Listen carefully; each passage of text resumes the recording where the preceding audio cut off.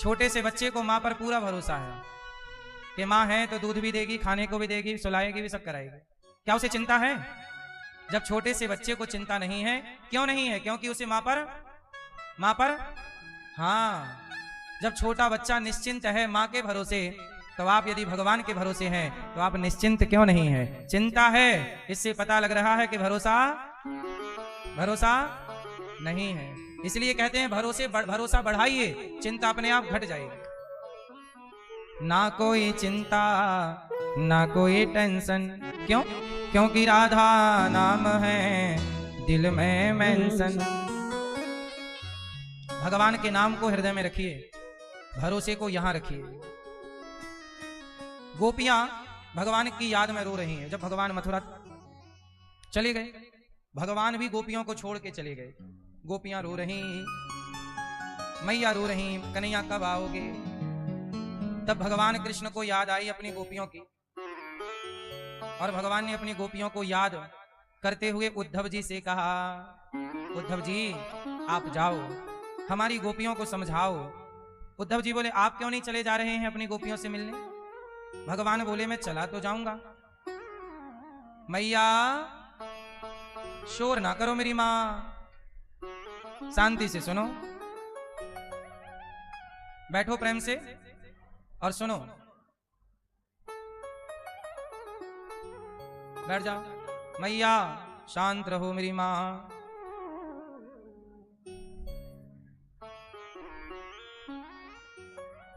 भगवान ने उद्धव जी से कहा, आप वृंदावन जाओ। उद्धव जी ने कहा, आप ही चले जाओ, गोपियां आपके लिए तड़प रही हैं, जाओ मिल लो। कन्हैया बोले, मैं नहीं जा सकता। अच्छा, भगवान की भी ना कई बार मजबूरी होती है। कई बार आप कहते हैं भगवान तो हमारी सुनते नहीं हैं। अरे ना सुनना भी उनकी मजबूरी बन जाती है। जैसे गोपियां रोती रही, तड़पती रही, और भगवान कहाँ रहे? मथुरा। और गोपियां कहाँ रोती रही? वृंदावन। वृंदावन से मथुरा 10 किलोमीटर दूर है। पैदल कोई जाए तो 2 घंटे में मिलजुल के और 2 घंटे में आ जाए, मतलब 5 घंटे का खेल है जाना आना, आराम से जाओगे तो। वरना 2 घंटा तो आप मतलब 10 किलोमीटर तो 1 घंटे में कवर कर सकता है व्यक्ति, 2 घंटे में बहुत हो गए। बोलो हाँ मैया। भगवान चाहते तो आ जाते, या गोपियां चाहती तो मिलाती, मिली नहीं, ना गई ना वो आए। कई बार हमें लगता है भगवान सुन नहीं रहे हैं। अच्छा, भगवान गोपियों से मिलने क्यों नहीं आए? भगवान इसलिए नहीं आए क्योंकि भगवान आते तो भगवान के दुश्मन जरासंध को पता चल जाता कि कन्हैया से प्रेम करने वाली गोपियां वृंदावन में रहती हैं। फिर वो जरासंध जो दुश्मन था भगवान का, वो भगवान कृष्ण को नुकसान नहीं पहुंचाता, वो गोपियों को नुकसान पहुंचाता। इसलिए भगवान गोपियों से मिलने नहीं आए। गोपियां रोती रहीं, तड़पती रहीं, आए नहीं। कई बार आपको लगा भगवान कितने निष्ठुर हैं, आ जाएं तो भी उनकी कृपा, ना आए तो भी उनकी कृपा। इसलिए भक्त कौन है? जो हर परिस्थिति में कृपा का दर्शन करे। गोपियों को भगवान नहीं मिले तो गोपियों ने भगवान को छोड़ दिया क्या? बोलो। आप लोग ये सीख ले लीजिए कि भगवान के लिए रोते रहना, भगवान के लिए तड़पते रहना, पर भगवान के अतिरिक्त किसी का आश्रय ना हो। 100 साल तक भगवान गोपियों से दूर रहे, लेकिन उन 100 साल में गोपियां रोती रहीं, भगवान की ओर देखती रहीं, पर किसी और की शरण में नहीं गई भगवान के सिवा। आप लोग कई बार आज इनकी कल उनकी शरण बदलते रहते हैं। एक भगवान के आश्रित हो तो उन्हीं के आश्रित रहना चाहिए। उद्धव जी से कहा, भगवान ने कहा घनश्याम ने उद्धव से, वृंदावन जरा जाना, जा वहां की गोपियों को ज्ञान का कुछ तत्व समझाना। जाओ गोपियों को थोड़ा समझाओ। चले उद्धव जी, मैं जा रहा। चले मथुरा से जब कुछ दूर, वृंदावन निकट आया, यहीं से प्रेम ने अपना अनोखा रंग दिखलाया। उद्धव जी वृंदावन आए, क्यों आए?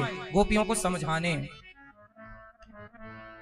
जैसे ही वृंदावन आए, बिटप झुक कर ये कहते हैं, इधर आओ इधर आओ। मानो वृंदावन के वृक्ष यहां बुला रहे हैं, उद्धव जी यहां आओ। आप जरा बताओ कि हमारे कन्हैया कब आएंगे? हम कदम हैं, कदम। वृंदावन का वृक्ष बोला कि मैं कदम्ब हूं। कभी हमारे ऊपर बैठकर कन्हैया बांसुरी बजाया करते थे, कभी हमारे ऊपर बैठकर कन्हैया गायों को बुलाया करते थे। बताओ उद्धव, कन्हैया का स्पर्श कब मिलेगा? कब वो अपने चरणों का स्पर्श हमें कराएंगे? कब हमारे इस डाल पर बैठकर वो बांसुरी बजाएंगे? मानो वो वृक्ष भी इंतजार कर रहे हैं। उद्धव जी आगे चले तो मानो यमुना की धारा कल कल करके कृष्ण को पुकार रही है, कृष्ण कब आओगे? रथ को आता हुआ देख करके सारे ब्रजवासी दौड़ पड़े, मेरा कन्हैया आ गया। इसी रथ पर तो गया था, इसी पर देखो वापस आ गया। सारे ग्वाले दौड़ पड़े, कन्हैया कन्हैया। रथ खड़ा हो गया, अंदर से उद्धव जी निकले। भगवान ग्वाल वालों ने कहा कि भैया आप, अरे लाला, या की शकल तुम्हारे कन्हैया से मिले पर मारो कन्हैया है ना है जो। अब ब्रजवासी बोले भैया आप कौन हो? उद्धव जी ने कहा हम उद्धव हैं, कन्हैया के मित्र। क्यों आए हो यहाँ? कन्हैया का संदेशा लेके आए हैं, पत्र लेकर के आए हैं। क्या कन्हैया नहीं आए? ग्वालों को लगा कि मेरा कन्हैया आ गया, पर जाकर पता चला, देखा तो पता चला कि कृष्ण नहीं है, कृष्ण का संदेशा लाने वाले संदेश वाहक हैं उद्धव जी। भगवान के मित्रगण रोने लगे, कन्हैया तुम्हें याद नहीं आई हमारी, तुझे याद ही नहीं आई हमारी, लगता है कन्हैया हमें भूल गए। क्यों आए हो भैया, किन से मिलना है? उद्धव जी ने कहा कि हमें मैया यशोदा और गोपियों से मिलना है। सारे ग्वाले ले गए यशोदा मैया के घर।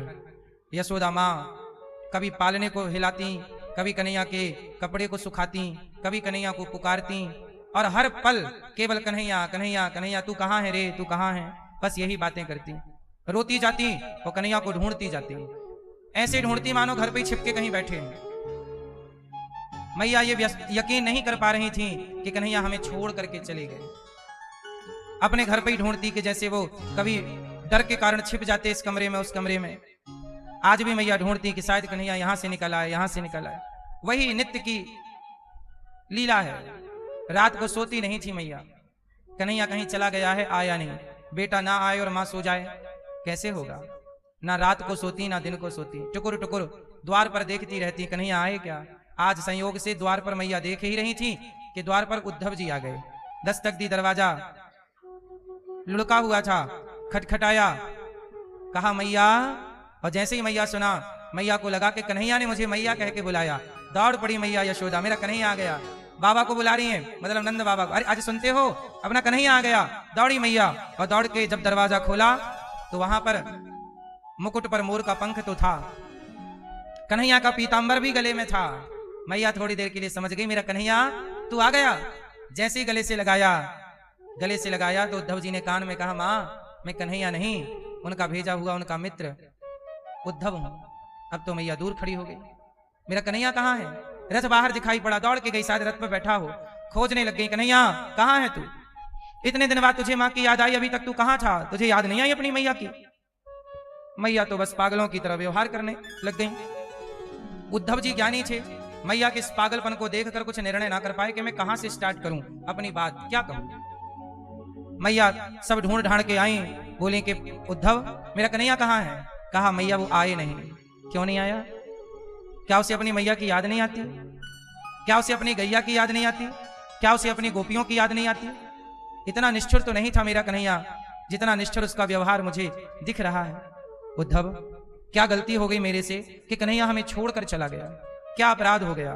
मुझे बार बार एक ही गलती याद आती है अपनी, कि मैंने एक बार कन्हैया को ऊखल से बांध दिया था, रस्सी से बांध दिया, और वो रस्सी टेढ़ी करके ऊखल टेढ़ा करके चला तो उसके ऊपर दो पेड़ गिरते गिरते बचे बगल में गिर गए, नलकूबर मणिग्रीव यमलार्जुन के।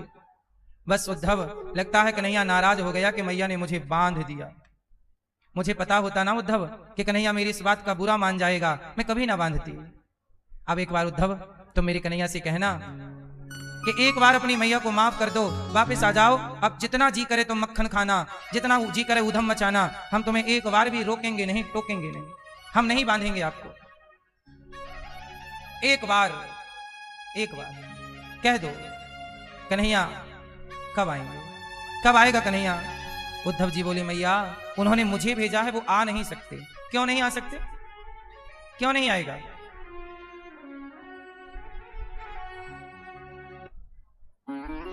क्यों नहीं आएगा?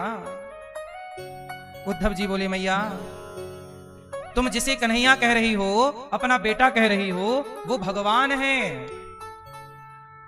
वो कौन है? वो कौन है?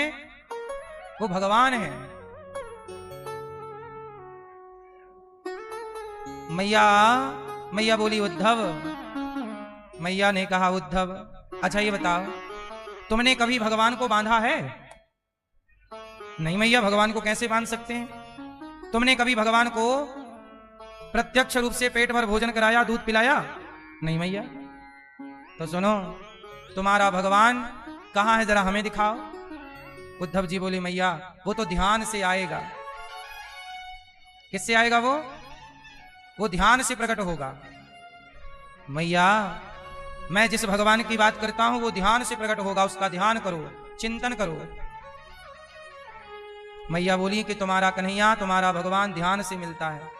हमने तो गोद में खिलाया है उसे, दूध पिलाया है, ऊखल से बांधा है। हम कैसे कहें कि वो ध्यान से मिलेगा? तुम करो ध्यान, तुम्हारे ध्यान से शायद वो तुम्हारे ध्यान में आए और तुम्हारा गुजारा ध्यान वाले कृष्ण से हो जाए। पर हम तो तब तक नहीं मानेंगे जब तक वो हमारे सामने खड़ा होकर मैया कह करके ना बुलाएगा, जब तक वो हमारी गोद में ना आएगा। अब तो उद्धव जी रात भर बात करते रहे, कृष्ण की पूरी रात चर्चा करते करते बीत गई। सुबह हुआ, उद्धव जी गोपियों के पास गए। गोपियों से उद्धव जी कहने लगे, क्यों रो रही हो? गोपियां बोली, याद आ रही है। उद्धव जी हंसे, पागल हो आप? अरे जो कृष्ण के लिए आप रो रही हैं वो कृष्ण भगवान है, और भगवान की व्यापकता हर जगह है। सर्वम खलविदम ब्रह्म, सब जगह है, उसके लिए रोना क्या? ध्यान करो, त्याग तपस्या से मिलता है। अच्छा मैया सुनो, रास्ते ईश्वर तक पहुंचने के दो हैं। कितने रास्ते हैं? जोर से। भगवान तक पहुंचने के दो रास्ते हैं। एक रास्ता तो यह है कि आप ज्ञानी हो जाएं और ऐसा भाव रखें कि सब जगह भगवान है, सब में ईश्वर का दर्शन है, और आप आनंद में रहें, हैप्पी रहें, खुश रहें कि सब में ईश्वर, सबको प्रणाम करो, सब में भगवान, ना काहू से दोस्ती, ना काहू से बैर, सब में ईश्वर है। और एक दूसरा विचार है कि भगवान सब में तो है, पर सब में है इससे गुजारा नहीं होगा भक्त का। भक्त कहता है, प्रभु जैसे आपने ध्रुव को दर्शन दिए, प्रहलाद को दर्शन दिया, जैसे आपने अपना प्रेम मैया यशोदा पर लुटाया, यश कौशल्या मैया पर लुटाया, ऐसे प्रत्यक्ष दर्शन देने के लिए मेरे सामने आओ। ज्ञानी दर्शन की कामना नहीं करता, क्योंकि वो घट घट में देख पा रहा है ज्ञान के बल से, पर प्रेमी जिद करता है कि नहीं, आप प्रकट होइए मेरे सामने। तो ज्ञानी के लिए भगवान कभी इस धरती पे नहीं आते। भगवान जब भी आते हैं तो प्रेमी भक्तों के लिए आते हैं, जिनके कारण मजबूर हो जाते हैं।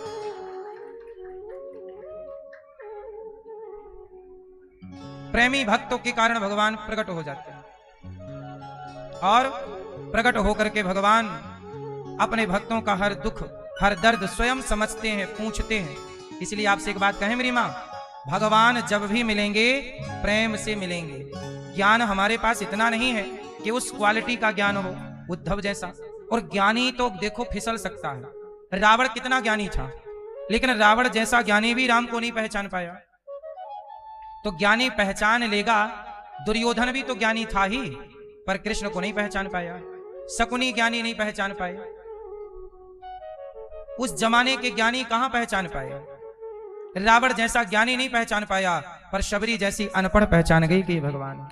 इसलिए ज्ञान से प्राप्त होंगे जरूरी नहीं है, पर प्रेम से प्राप्त होंगे जरूरी है। इसलिए आपसे निवेदन करता हूं कि भगवान से प्रेम करो। भगवान से क्या करो? जोर से, भगवान से प्रेम करो। प्रेम में कोई कमी ना हो। प्रेम गोपियां करती हैं, बोले हम उनकी याद में रो रही हैं, तड़प रही हैं, हमें तड़पने दो। उद्धव कहते हैं ज्ञान से देखो, गोपियां कहती हैं प्रेम से देखो। सच बताओ, भगवान को किससे देखें, ज्ञान की दृष्टि से कि प्रेम की दृष्टि से? कैसे दिखेंगे भगवान? ज्ञान क्या है और प्रेम क्या है? उत्तर दो। दूध में मक्खन है, बोलो हाँ, दूध में मक्खन है। ये क्या है? ये ज्ञान है हमें और आपको कि दूध में मक्खन है, ये ज्ञान है। पर प्रेम क्या है कि उस मक्खन तक पहुंचने का प्रोसेस किया जाए। मथानी लाई जाए, रस्सी लाई जाए और रस्सी से मथानी का दही में मंथन किया जाए, क्योंकि दही में मक्खन है। इस ज्ञान से हमारा गुजारा ना होगा। भाई ज्ञान तो है कि दही में मक्खन है, पर मक्खन खाना है तो ज्ञान से उसका स्वाद नहीं मिलना। क्यों जी? मिल जाएगा, ज्ञान से स्वाद मिलेगा। अब देखो फिर आपको क्या करना पड़ेगा, रस्सी लानी पड़ेगी और मथानी से दही का, तब जाके मक्खन प्रकट होगा, तब मक्खन का स्वाद मिलेगा। तो ज्ञान कहता है कि सब में भगवान है, पर प्रेम कहता है कि सब में भगवान है। ज्ञानी इतने में खुश है कि मुझे ज्ञान हो गया कि सब में भगवान है। ज्ञानी खुश है कि मुझे पता चल गया कि दही में मक्खन है, पर दही में मक्खन है इस ज्ञान से थोड़ी। फिर दही खाते रहो, दही का स्वाद मिलेगा, मक्खन का स्वाद। मक्खन के स्वाद तक पहुंचने के लिए दही से थोड़ा आगे जाना पड़ेगा। ज्ञान से आगे जाओगे तो ज्ञानी कहेगा सब में भगवान है, और प्रेमी लाके बिठा देगा कि ये भगवान है। ज्ञानी कहेगा दही में मक्खन है, प्रेमी मक्खन का लौंदा लाके रख देगा, ये रहा मक्खन। इसलिए ज्ञान मार्ग श्रेष्ठ है, पर ज्ञान से भी श्रेष्ठ कौन सा मार्ग है? प्रेम। इसलिए भगवान प्रेम में प्रकट हुए हैं। प्रहलाद के प्रेम में खंबे से प्रकट हो गए। इसलिए आपसे कहता हूं कि भगवान से प्रेम किया करो। कैसा प्रेम? गोपियों की तरह, भरत जी की तरह। गोपियों ने कहा जो प्रेम गली में आए नहीं, प्रियतम का ठिकाना क्या जाने जो प्रेम गली में। जो प्रेम गली में आए नहीं, प्रियतम का ठिकाना क्या जाने। जिसने कभी प्रेम किया ही नहीं, जिसने कभी प्रेम किया ही नहीं, वो प्रेम निभाना क्या जाने। प्रेम गली में। तो सुनो, जिसने कभी प्रेम किया ही नहीं वो प्रेम निभाना। अच्छा ये बताओ, मछली प्रेम करती है कि नहीं? बोलो हाँ। किससे करती है? हैं? मछली का प्रेम है पानी से। पानी है तो मछली है, पानी नहीं मछली नहीं। जैसे मछली का प्रेम पानी से है, ऐसे ही भक्त का प्रेम भगवान से हो। ये प्रेम है, रहा ना जाए। हाँ, तेरे बिना भी क्या जीना ओ कान्हा रे, तेरे बिना भी क्या जीना। फूलों में कलियों में, सपनों की गलियों में, तेरे बिना कुछ कहीं ना, तेरे बिना भी क्या जीना ओ कान्हा रे, तेरे बिना भी क्या जीना। जिया ना जाए, वो तड़प ही प्रेम है। जहां आप लोग देखो भगवान से इतना प्रेम करते हो कि बार बार वृंदावन आ जाते हो बिहारी जी के दर्शन के लिए। 10 दिन रह लेते हो, 20 दिन रह लेते हो, 25 दिन रह लेते हो, फिर जी मन बार बार करता है चलो वृंदावन, चलो वृंदावन, चलो देखे आए वृंदावन बिहारी जी को, चलो दर्शन कर आए। रहा ना जाए। यदि आप रह पाते हैं तो आप मतलब प्रेम नहीं है, रह पाए। अच्छा आप आए नहीं आए ये मायने नहीं रखता, आप मत नहीं आए पर आने की तड़प है, वो तड़प ही प्रेम है। जरूरी नहीं है कि आप आ जाएं। कुछ लोग अमेरिका रहते हैं, ऑस्ट्रेलिया रहते हैं, लंदन रहते हैं, इत्यादि देशों में रहते हैं, वो आना चाहते हैं भगवान के दर्शन के लिए, तड़प रहे हैं वहां बैठकर, आ नहीं पा रहे हैं, तो वो भी प्रेमी ही है। आप भले ना आ पाओ पर तड़प तो है। इसलिए भगवान के लिए जो तड़प है वो तड़प ही प्रेम है। इसलिए जैसे मछली पानी के बिना रह नहीं सकती, ऐसे भक्त भगवान की कथा के बिना, कीर्तन के बिना, नाम के बिना, दर्शन के बिना, धाम के बिना जब रहा ना जाए, उसका नाम प्रेम है। यदि आप भगवान की कथा के बिना रह लेते हैं, कीर्तन के बिना रह लेते हैं, धाम के दर्शन के बिना रह लेते हैं, तो फिर ये प्रेम नहीं है। प्रेम तब है जब चलो 1 दिन रह लो, 2 दिन रह लो, रहा ना जाए। मछली भी पानी से निकलती है तो 10 मिनट 20 मिनट आधे घंटे जिंदा रहती है। बोलो हाँ, घंटे भर भी रहती होगी, मुझे बहुत ज्यादा आइडिया नहीं है। घंटे भर तड़पते मैं कैसे देखूं, आप भी कैसे देखेंगे? पर उसकी भी एक सीमा है, घंटे 2 घंटे, इसके बाद मर ही जाएगी। तो भगवान के बिना वैसे ही तड़प हो। एक बार स्वामी विवेकानंद जी से किसी ने, एक बार एक संत जी से किसी ने पूछ लिया कि भगवान कब मिलेंगे, भगवान कब मिलेंगे, कब मिलेंगे भगवान? तो संत जी ने कहा कि वो गंगा नहा रहे थे, और गंगा में वो नहा रहे थे, किसी ने पूछ लिया घाट में खड़े होके बाहर से कि भगवान कब मिलेंगे बताओ, आप तो संत हो। तो संत जी ने उसे कहा तुम यहां आओ गंगा जी के अंदर, हम बताएंगे कब मिलेंगे। अब वो आदमी चला गया, बताओ। तो संत जी उसे पानी में डुबा के उसके ऊपर चढ़ गए, बैठ गए और डुबा रखा उसको पानी। वो छटपटा रहा ऊपर आने के लिए, सांस रुक गई, सांस रुकी, संत जी पूरा जोर लगा के चढ़े ऊपर, उसने भी पूरा जोर लगाया और बाहर आया और गहरी सांस भरते हुए बोला मार डालोगे क्या? संत जी बोले क्या हुआ? अरे बोले मैं ऑक्सीजन लेने के लिए तड़प गया, सांस लेने के लिए। संत जी बोले जैसे तू सांस लेने के लिए तड़प गया, ऐसे ही जब भगवान के दर्शन के लिए ऐसे ही तड़पेगा तो भगवान मिल जाएंगे। आपकी ऐसी तड़प ही नहीं जागती। भगवान के लिए तड़पने वाले लोग कम हैं। पैसा ना मिले तो लोग बहुत तड़पते हैं।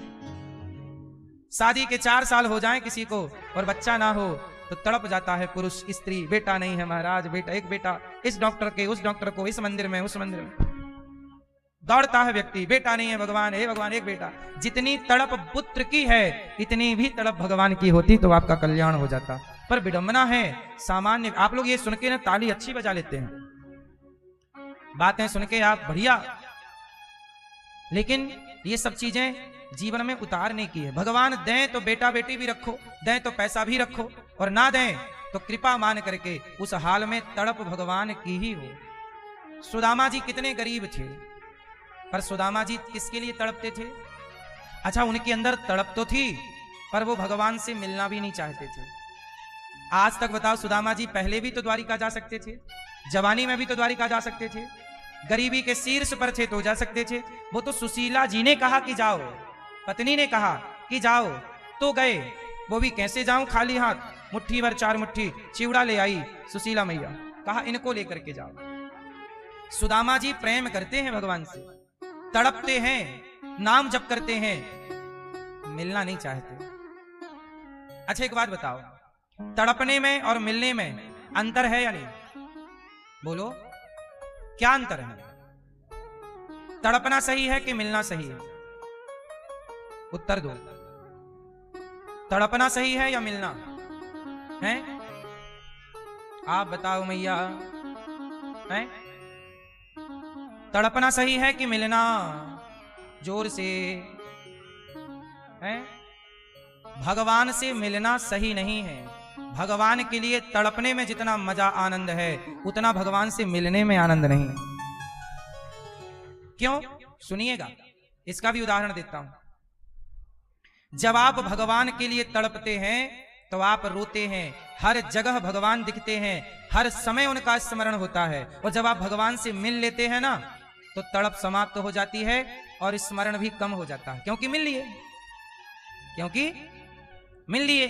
तो मिलने के बाद भगवान का चिंतन भी कम और ध्यान भी कम हो जाता है। और जब तक नहीं मिलते तब तक वो तड़प बढ़ती है। वो तड़प इसलिए गोपियां मिलने नहीं गई, क्योंकि मिलने का वो सुख नहीं है जो सुख भगवान की याद में तड़पने का है। ये तो प्रेमी की भाषा है। जो प्रेम गली में आए नहीं वो प्रियतम का ठिकाना। जिसने कभी प्रेम किया ही नहीं वो प्रेम निभाना क्या जाने।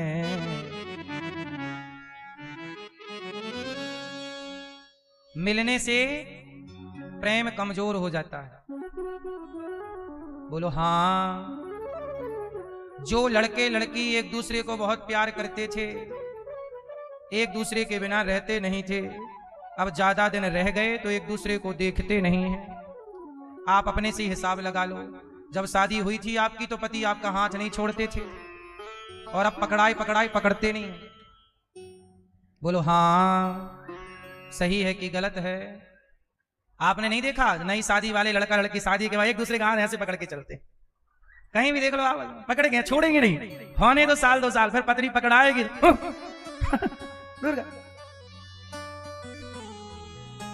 बोलो हाँ। तो ये हाल तुम्हारा क्यों हो गया? दिन भर मिलते हो। इसलिए हमारे सनातन में मायके जाने की परंपरा है।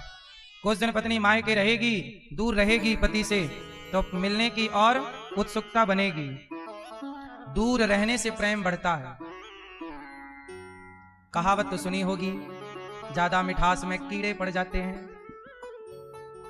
ज्यादा मिठास में बोलते नहीं हैं आप लोग, ज्यादा मिठास में, इसलिए थोड़ा दूर भी रहना सही है। बोलो हाँ। नदी के 2 किनारे हैं, दोनों किनारे एक दूसरे से बहुत प्यार करते हैं, एक दूसरे को देखते रहते हैं, एक दूसरे को देखते रहते हैं, इसलिए सैकड़ों साल से खड़े हैं, और दोनों किनारे मिल जाएंगे तो व्यवस्था बिगड़ जाएगी। बोलो हाँ। इसलिए गोपियां भगवान से मिली नहीं, क्योंकि मिलने में वो सुख नहीं है जो सुख, देखो संसार से तो मिलोगे तो सुख मिलेगा, पत्नी से पति से मिलोगे तो शारीरिक सुख का आप लाभ ले पाओगे, लेकिन ये उल्टा भगवान में है, भगवान से मिलने का सुख नहीं। इसलिए भक्त भगवान से मिलना नहीं चाहते। आप बैठे हो बैठे रहो, हम आपके लिए सिर्फ तड़पेंगे। इसलिए भरत जी राम से मिलकर के चित्रकूट चरण पादुका ली और चले गए नंदीग्राम। 14 साल वहां बैठे, राम की याद में तड़पते रहे। बोलो हाँ। और जब तक राम नहीं मिले तब तक भरत जी की तड़प की कथा है, और मिल जाने के बाद का कोई नहीं सुनता। चलो बताओ, रामायण कब पूरी हो जाती है? जब राम के जीवन में दुख आता है तब रामायण पूरी होती है, कि जब राम के जीवन में सुख आता है तब रामचरितमानस पूरी होती है? उत्तर दो। राम के जीवन में जब सुख आता है तो कथा पूरी, कथा जोर से, कथा पूरी हो गई। राम रावण को मार के आ गए, राम राजा बन गए, सिया जी रानी। बोलो सियावर रामचंद्र की जय। राम राजा सिया जी रानी, कथा हो गई पूरी। और जब तक राम राजा नहीं बने, राम के जीवन में सुख नहीं आया, तब तक वो राम जी का स्ट्रगल, राम के जीवन का स्ट्रगल, राम के जीवन के हर निर्णय को ही राम कथा कहते हैं। राम के जीवन के हर छोटे बड़े निर्णय को राम कथा कहते हैं। राम के स्ट्रगल को राम कथा कहते हैं। राम की कथा वहां पूरी हो जाती है जहां राम के जीवन में सुख आया। इसलिए सुख आया फिर कौन देखता है, मिले फिर कौन देखता है। इसलिए भगवान की याद में आप भगवान से दूर हैं, अच्छी बात है, अब नाम जप के तड़प लाइए, उनकी याद में रोया करो। कन्हैया को एक रोज रो कर पुकारा, कृपा पात्र किस दिन बनूंगा तुम्हारा। भगवान के लिए मीराबाई तड़प रही हैं, कब आएगा मेरा सांवरिया, कब आएगा मेरा सांवरिया, मेरे आंसू पहुंच कर मुझे गले लगाएगा। गोपियां भगवान के लिए, उद्धव जी बोले चलो हम ज्ञान दे रहे हैं, हमें ज्ञान ना दो। है उद्धव हमें ज्ञान की पोथी न सुनाना, हम प्रेम दीवानी हैं वो प्रेम दीवाना। हमें ज्ञान ना दो, हम प्रेम में ही डूबे रहेंगे। गोपियां भगवान के चिंतन में खोई हैं, उन्हें भगवान भी नहीं चाहिए। जो भगवान के ध्यान में डूबा है वो भगवान को थोड़ी चाहता, भगवान को भी नहीं चाहता, मतलब ध्यान चाहता, चिंतन, याद, स्मरण, टपकते हुए आंसू आंखों से बहते रहे, भगवान के लिए तड़प बनी रहे। हे प्रभु बस तड़प पैदा कर दो हृदय में, आपके सिवा किसी की याद ना रह जाए। हे प्रभु आपके सिवा किसी की याद ना रह जाए। यही है उत्तम कोटि की भक्ति, जहां भगवान के सिवा किसी और का चिंतन ना हो, बस उनके लिए तड़पते रहो। उद्धव जी ने जब इस क्वालिटी का प्रेम गोपियों का देखा तो उद्धव जी अपने ज्ञान को थोड़ा कमजोर आंकने लगे कि भाई मेरा ज्ञान तो कमजोर है। मैया इसलिए कहता हूं मेरी मां, संसार में उलझी ना रहा करो आप लोग। हाय हाय जो दिन भर आप करते हो बातें और बकवास और इसकी बात उसको उसकी बात इसको, प्रपंच, थोड़ा बचो। और थोड़ा अपना कल्याण का भी सोचो। आपकी भी उम्र धीरे धीरे धीरे धीरे चली जा रही है, चली जा रही है। उम्र धीरे धीरे चली जा रही है, उम्र धीरे धीरे। ये उम्र धीरे धीरे अब चली जा रही है, इसलिए थोड़ा सा अब भगवान की ओर समर्पित हो जाओ। जिम्मेदारियां तो हो ही जाएंगी, बेटा बेटियों का तो मन, उनको भी संस्कार दे दो कि पैसा कमाना बेटा, पर भगवान को ना भुलाना। और आप लोग अपना कल्याण कर लो। इस संसार में आप आए और अपना कल्याण नहीं किए ना, तो आप बहुत नुकसान में चले गए, है ना। ये जो आप जिसके पीछे भाग रहे हैं ना, दौलत के, शोहरत के, ये कोई बहुत बड़ी बातें नहीं है, सब ही भाग रहे हैं इसके पीछे। पर थोड़ा ठहराव चाहिए। क्या चाहिए? थोड़ा ठहराव। कब तक भागोगे? कहां जाओगे भागकर? कितना भागोगे? हाय हाय हाय। थोड़ा ठहरो, थोड़ा स्मरण, थोड़ा अपने आप को भगवान से जोड़ो। जीवन क्यों मिला है सोचो, विचारो, और समय थोड़ा सा भगवान को दो। मैं भी सवेरे उठता हूं, दिन भर सेवा जो भगवान ने दी है, खाया पिया, शाम की सेवा, पूजा कथा सुनाई, रात हुई फिर सो गए, फिर सवेरे जागे, फिर वही। आप लोग भी कल सोए, आज फिर जागे, फिर जाके वही काम किया, घूमे फिरे, बातचीत, प्रपंच किया, फिर खाए पिए, फिर सो गए, फिर वही, फिर वही, फिर यही तो चल रहा है। रोज सवेरा होता है, रोज रात होती है, रोज आप भोजन बनाते हैं, रोज बर्तन धुलते हैं, रोज घर के काम, वही वही करते करते एक दिन आता है कि अरे यमराज आ गए, चलो काम काम करते करते ना आप मर गए। इसलिए जितना जरूरी आप इस जगत के काम को समझते हैं, इतना ही जरूरी अपने कल्याण को समझिए कि मेरा भी कल्याण, ये जरूरत है मेरी। अपना परलोक संवारना भी आपका कर्तव्य और धर्म है। यही उलझे रहते हैं और आप इसी में लगे रहते हैं। आपको लगता है कि यही हमारी जिंदगी। मैया, एक जीवन यहाँ है जो दिखता है सबको, एक जीवन वहां का है, जैसे स्वर्ग नर्क का जीवन कहते हैं, वहां भी भोगना पड़ता है। अब आप लोग कहते हैं किसने नर्क देखे हैं, किसने स्वर्ग देखा है? देखा तो आपने ईरान का युद्ध भी नहीं है। कहां आपने कौन सा फटता हुआ बम देख लिया? लेकिन मान रहे हो ना कि चल रहा है। ईरान, इजराइल, अमेरिका युद्ध चल रहा है। आप में से किसी ने एक भी देखी मिसाइल उड़ती हुई या फूटती हुई? नहीं देखी ना आपने ना मैंने, पर मानना पड़ रहा है ना कि युद्ध चल रहा है। जरूरी नहीं है कि जो हम देखते हैं वही है, कुछ चीजें ऐसी हैं जो नहीं देखते हम, नहीं दिखती हमें, पर वो हैं। युद्ध हम में से किसी को नहीं दिख रहा है, पर है, चल रहा है। आज तो चलो टीवी है, समाचार है, तो समाचार में दिख रहा है। जब समाचार का जमाना नहीं था, जब टीवी रेडियो का जमाना नहीं था, तब भी युद्ध होते थे। वो होते तो थे पर दिखते नहीं थे, पर थे। महाभारत था, हुआ, राम रावण का युद्ध हुआ, किस टीवी पे आया? नहीं आया, नहीं देखा, इसका मतलब ये थोड़ी कि नहीं हुआ। ऐसे स्वर्ग नरक जो है मेरी माँ, आप ये मत कहा करो हमने थोड़ी देखा है। नहीं देखने से क्या है, यहां के बाद वहीं की यात्रा है। इसलिए दोनों तैयारी आपको करनी चाहिए, यहां की प्लस वहां की। और वहां की तैयारी क्या है? यहां की तैयारी में पैसा लगता है। यहां जिंदगी जीना है, पैसा चाहिए, और वहां की तैयारी को प्रेम चाहिए। यहां पैसा, वहां प्रेम।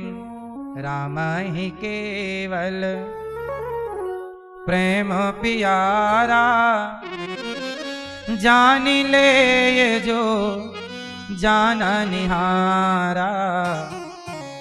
राम ही केवल प्रेम प्यारा, जान ले ये जो जाना निहारा। इसलिए गोपियों का प्रेम अनुकरणीय है। उद्धव जी चरण रज में लूट गए। भगवान से प्रेम, काम करते रहो, प्रेम, थोड़ा थोड़ा ध्यान भगवान का, हर थोड़ी थोड़ी देर में बोला करो, हे नाथ मैं आपको कभी भूलू नहीं। बोलो, हे नाथ मैं आपको कभी भूलू नहीं। एक साधु जी तपस्या कर रहे थे जंगल में। नारद जी निकले तो साधु जी ने भगवान नारद जी से कहा, नारद जी आपकी तो पहचान भगवान से है, जरा पूछ के बताना कि भगवान मुझे कब मिलेंगे। साधु जी ने कहा कि मुझे भगवान कब मिलेंगे। नारद जी बोले मैं बताऊंगा। आगे चले तो एक मोची इमली के पेड़ के नीचे बैठकर जूता सिल रहा था, और मोची भी भगवान के बहुत बड़े भक्त थे। तो मोची ने भी नारद जी से कहा, नारद जी आप तो सब जगह घूमते हो, जरा भगवान से पूछना कि मुझे कब मिलेंगे, भगवान मुझे अब सवाल दो थे, मतलब दो व्यक्ति के सवाल एक। संत जी ने भी कहा भगवान कब मिलेंगे, और मोची ने भी कहा। नारद जी चले भगवान के पास, और भगवान विष्णु, भगवान श्रीमन्नारायण लेटे, लक्ष्मी जी पांव दबा रही। नारद जी गए, नारायण नारायण। भगवान श्रीमन्नारायण ने कहा, आओ नारद जी, क्या समाचार है, क्या चल रहा है संसार में। तो नारद जी ने कहा कि प्रभु, दो भक्त मिले आपके, एक साधु जी तपस्या कर रहे हैं, उन्होंने पूछा है कि आप दर्शन कब दोगे, और एक मोची जूता सिल रहा था, उसका भी सवाल है कि आप दर्शन कब दोगे। बताओ जरा, हमें बताओ, हम दोनों को बताएंगे जाके कि प्रभु फलानी तारीख को आएंगे। अच्छा ठीक है। भगवान बोले तो जाओ, दोनों से कहना कि उनके पास एक पीपल का पेड़ है, उस पीपल के पेड़ में जितने पत्ते हैं, पीपल के पेड़ में जितने जितने पत्ते हैं, उतने जन्मों के बाद मिलूंगा दोनों को।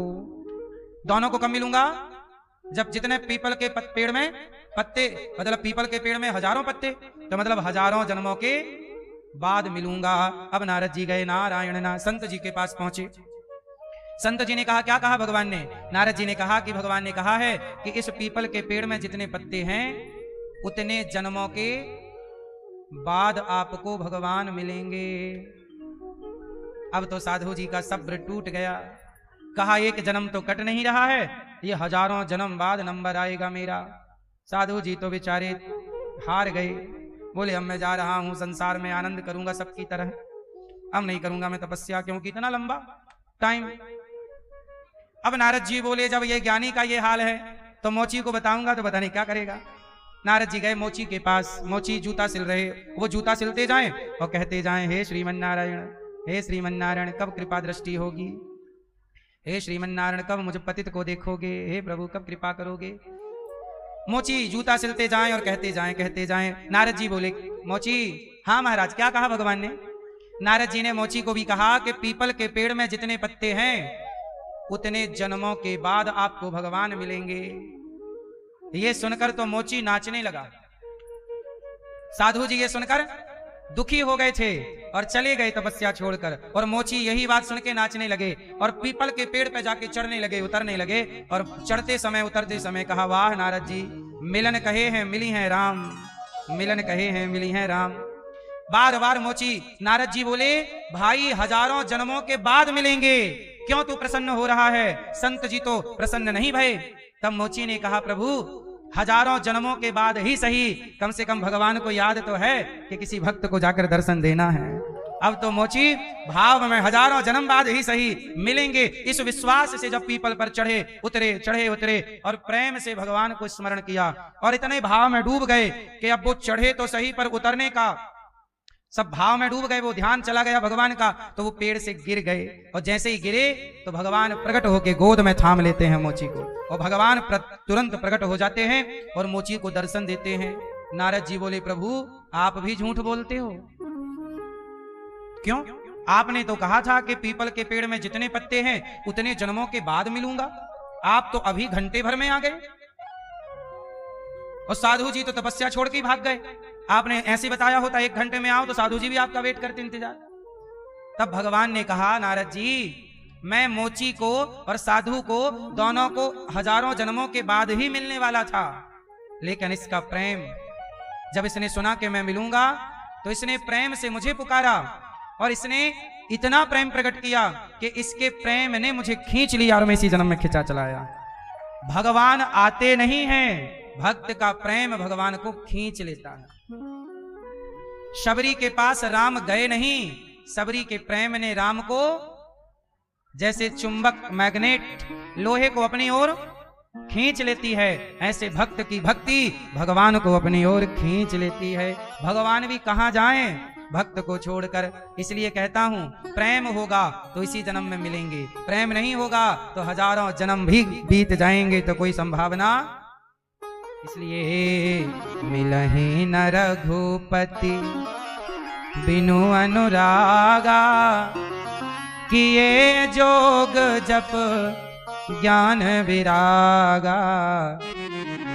मिलहि न रघुपति, बिना प्रेम के भगवान नहीं मिलते। उद्धव जी भगवान के पास गए, कहा वृंदावन चलो। भगवान ने गोपियों का दर्शन अपने हृदय में कराया। उद्धव जी ने कहा कि गोपियां तड़प रही हैं आपके लिए, चलो। भगवान बोले गोपियां हमसे दूर थोड़ी हैं। उद्धव जी बोले वो तो वृंदावन में है। भगवान बोले वो तो हमारे हृदय में है। भगवान कभी भक्त से दूर नहीं रहते, अगल बगल ही रहते हैं। भगवान गोपियों से दूर नहीं थे, वो तो उद्धव जैसे ज्ञानियों के घमंड को मिटाने के लिए ये लीला रचते हैं। भगवान द्वारिका गए। भगवान का विवाह रुक्मणी अंबा से हुआ। भगवान के पहले पुत्र हुए प्रद्युम्न। कौन हुआ? कौन हुआ? प्रद्युम्न जी का विवाह रति से हुआ। किससे हुआ? रति के साथ प्रद्युम्न जी का विवाह हुआ। ये प्रद्युम्न जी कामदेव हैं। भगवान का दूसरा विवाह जाम्बवंत की बेटी जाम्बवती से हुआ। तीसरा विवाह भगवान का सत्यभामा से हुआ। चौथा यमुना जी से। पांचवा मित्रविंदा से। छठवा सत्या से। सातवां भद्रा से। आठवां लक्ष्मणा से। भामासुर नाम का एक दैत्य था, उसने 16,100 कन्याओं को बंदी बना रखा।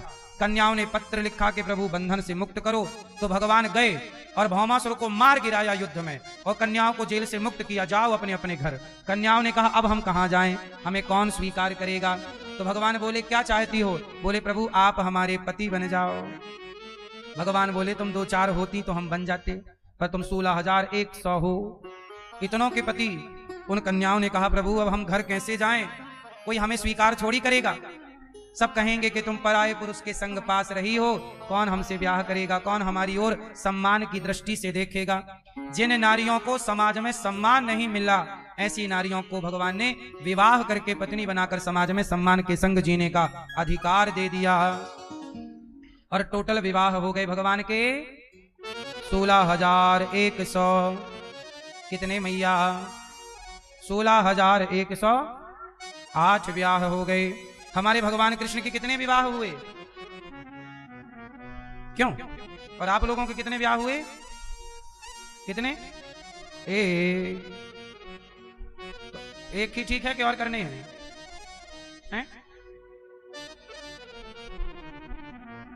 एक सही है। भगवान कृष्ण के 16,108 विवाह क्यों हुए? क्योंकि भगवान पिछले जन्म में, अच्छा भगवान कृष्ण पिछले युग में क्या थे? कृष्ण ही पिछले युग में राम, और राम से पहले वह नृसिंह, और नृसिंह भगवान से पहले वह नर नारायण थे, और नर नारायण से पहले नारायण है। नर नारायण बद्रीनाथ में तपस्या कर रहे थे। भगवान के 16,108 विवाह क्यों हुए, इसकी कथा सुनाता हूं, ध्यान से सुनना। विवाह क्यों भये इतने सारे, इसकी कथा सुनो। भगवान की कथाएं कई कई जन्मों की जुड़ी रहती हैं। अब आप लोग पूरा जन्म जन्म का हिसाब है नहीं, सत्संग है नहीं, तो डाउट हो जाता है। एक बार ध्यान से सुनो। नर नारायण बद्रीनाथ में कौन है? बद्रीनाथ में किसकी पूजा होती है? बद्रीनाथ में नर नारायण भगवान की पूजा होती है। वही नर नारायण सतयुग में जो नर नारायण थे, वही नर नारायण द्वापर में कृष्ण और अर्जुन बनकर के प्रकट हुए। अर्जुन है नर और कृष्ण है, ये वही नर नारायण है जो सतयुग में बद्रीनाथ में दोनों ने तपस्या की। आज भी ये तपस्या किसके लिए आए? तो कर्ण को मारने के लिए आए थे। कर्ण पिछले जन्म में एक राक्षस था, इसके 1000 कवच कुंडल थे। कितने कुंडल थे? 1000 कवच कुंडल। ये मर किसी से नहीं रहा था कर्ण। तब कहा गया कि जो कवच कुंडल तोड़ता रहेगा, जब इसके सारे कवच कुंडल टूट जाएंगे तब ये मरेगा। तब भगवान ने इसके कवच कुंडल तोड़ने के लिए नर नारायण का अवतार लिया। और जब नर जाके लड़ें तो नारायण तपस्या करें, और जब नर थक जाएं तो नर तपस्या करने लग जाएं, नारायण जाके युद्ध करने लग जाएं। ऐसे एक एक करके टूटते गए तो 999 तो टूट गए, एक कवच कुंडल रह गया। बोले अब इसको द्वापर में मारेंगे। वही कर्ण बनकर प्रकट हुए और जन्म से ही कवच कुंडल लेकर के प्रकट हुए, और वही सतयुग के नर नारायण कृष्ण और अर्जुन बनकर के कर्ण को मारते हैं। ये तो एक कथा हो गई नर नारायण की, ये तो आपने सुनी भी होगी। पर एक दूसरी भी कथा है, और वह दूसरी कथा है कि नर नारायण जब तपस्या कर रहे थे बद्रीनाथ में, तो देवराज इंद्र ने अपने स्वर्ग की सारी अप्सराओं को भेज दिया, जाओ वो नारायण तपस्या कर रहे हैं, जरा भंग करो। तो स्वर्ग में टोटल कितनी अप्सराएं हैं? गए देखो भैया, सो रहे हैं। सुनो मैया, सुन लो मेरी मां। स्वर्ग में टोटल कितनी अप्सराएं हैं? 16,100। इंद्र ने सारी अप्सराओं को कहा जाओ, ये नर नारायण तपस्या कर रहे हैं, इनकी तपस्या बिगाड़ो। क्योंकि कोई भी तपस्या करता तो इंद्र घबराते कि कहीं अपना सिंहासन खतरे में ना चला जाए। तो अप्सराएं बढ़िया होती हैं, किसी को भी बिगाड़ना हो तो किसी को भी बिगाड़ने के लिए तब भी अप्सराएं ही थीं और आज भी अप्सराएं ही हैं। बहुत ज्यादा बदलाव हुआ नहीं। पहले भी तपस्याएं कौन बिगाड़ती थी और आज भी लड़कों की पढ़ाई लिखाई कौन बिगाड़ रहा है? तब भी अप्सराओं का खेल था, आज भी अप्सराओं का खेल है। इसलिए छोराओं को समझाओ इन अप्सराओं से बच के रहें, वरना ये अप्सराओं ने संतों की तपस्याएं भंग की तो तुम्हारी पढ़ाई भंग होने में कितना टाइम लगेगा। पहले के साधु संतों की तपस्याएं तो फिर भी अप्सराएं भंग नहीं कर पाती थी, साधु जी डांट के भगा देते चल। लेकिन आज की अप्सराएं तो आज के लड़कों को एक ही आई लव यू से भटका देती हैं। बोलो हाँ कि ना? लड़कों के पास एक आई लव यू आ जाए मोबाइल पे, उन्हें नींद नहीं आती, ऐसा लगता है खजाना मिल गया।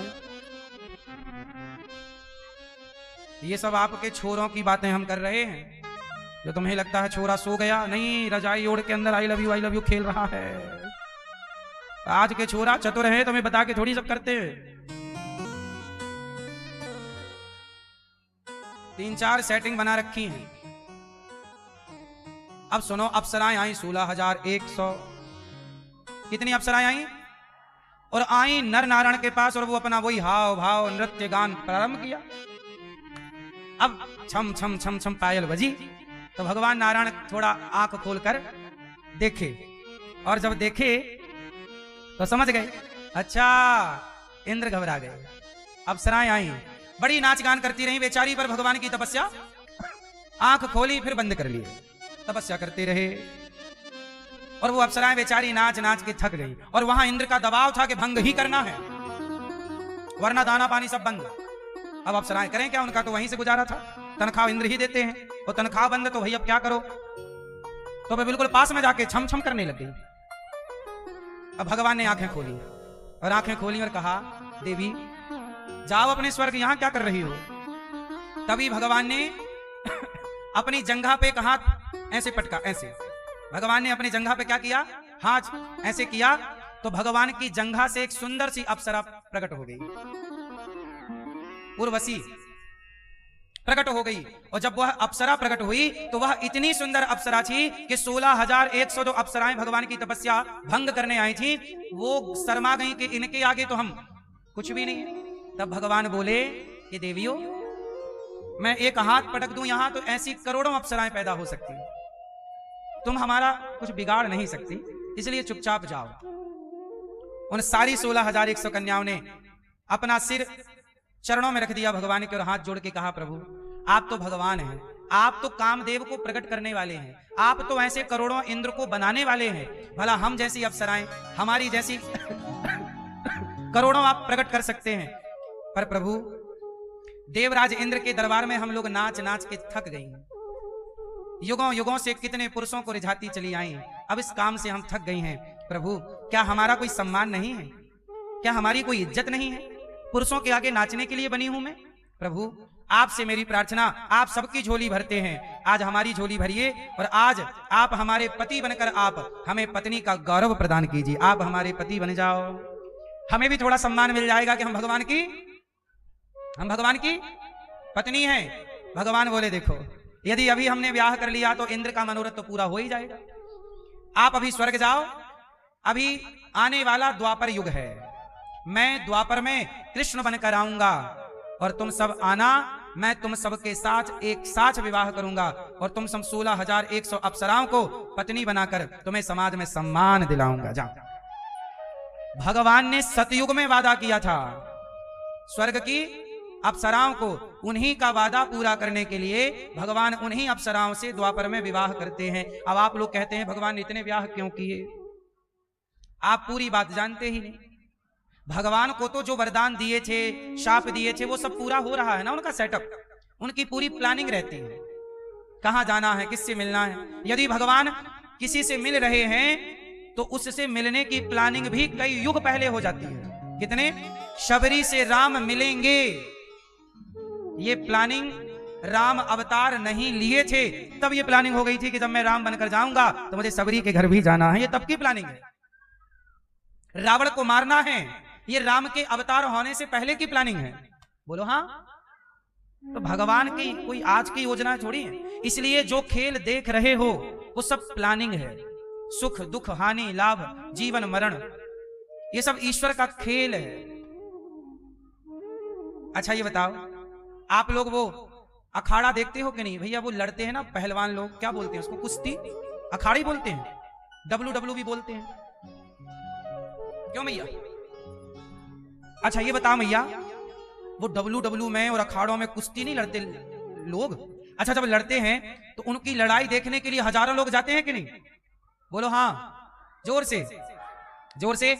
अच्छा वहां लड़ते हैं, हजारों दर्शक होते हैं। अच्छा जो लोग लड़ रहे हैं सच बताना, क्या उनकी कोई पर्सनल दुश्मनी है? बोलो नहीं, उन्हें कोई पैसे वाला पैसे देके लड़ा रहा है, लड़ो हम इतना पैसा देंगे, और वो लड़ रहे हैं पैसे की लालच से। बोलो हाँ कि ना? इसका मतलब जो लड़ाई दिख रही है वो रियल लड़ाई नहीं है, उस लड़ाई में उन्हें लड़ाने वाला कोई है। उसी तरह इस संसार में जो घटनाएं घट रही हैं, इन घटनाओं को आप घटते हुए तो देखते हैं दर्शक बनकर, पर इसकी योजना बनाने वाला परमात्मा ही है। ये सब खेल उसी का है। इसलिए हर परिस्थिति में खुश रहो और ईश्वर की योजना का आनंद लो। जीवन का भी आनंद लो और मृत्यु का भी आनंद लो, सुख का भी आनंद लो और दुख का भी आनंद लो। इसलिए हमारे यहाँ मौत भी एक उत्सव है भैया। अपने यहां जब कोई सनातन में मर जाता है तो मरने वाले के आगे आगे बाजे बजते हुए जाते हैं। आपके यहां ये परंपरा है कि नहीं? बाजे बजते हैं। अब प्रश्न खड़ा हुआ कि आदमी मरा है तो ये तो दुख का घर है, दुख की बात है, फिर बाजे काहे बजा रहे? भाई मरना तो दुख की बात है ना, परिवार के लिए, समाज के लिए। भैया सो गए? जगाओ जागो मोहन प्यारे,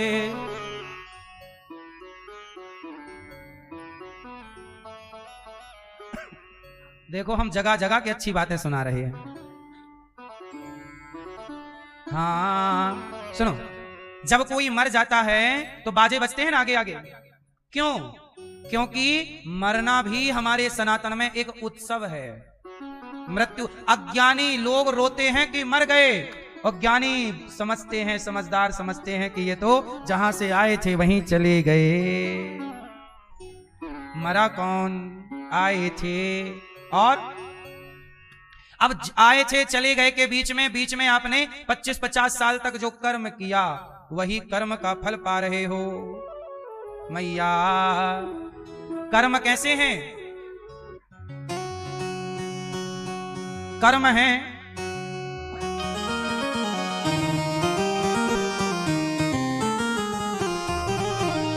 कर्म व्यक्ति करता है खोटे, कर्म है बुरे बुरे और तुम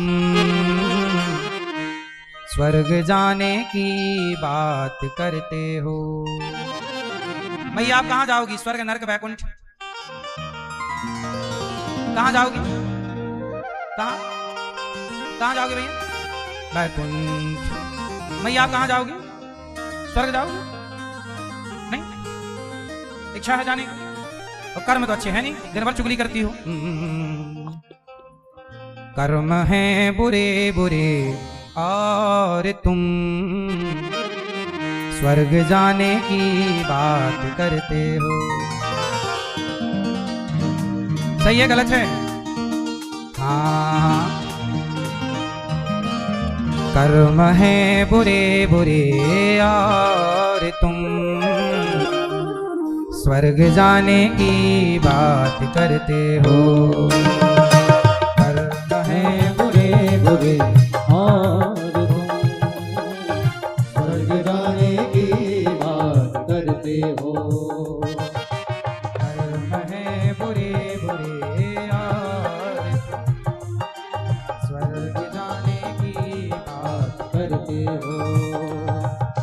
कर्म है बुरे बुरे और तुम स्वर्ग जाने की बात करते हो। कोई पेड़ बबूल के और तुम आम खाने की बात करते हो।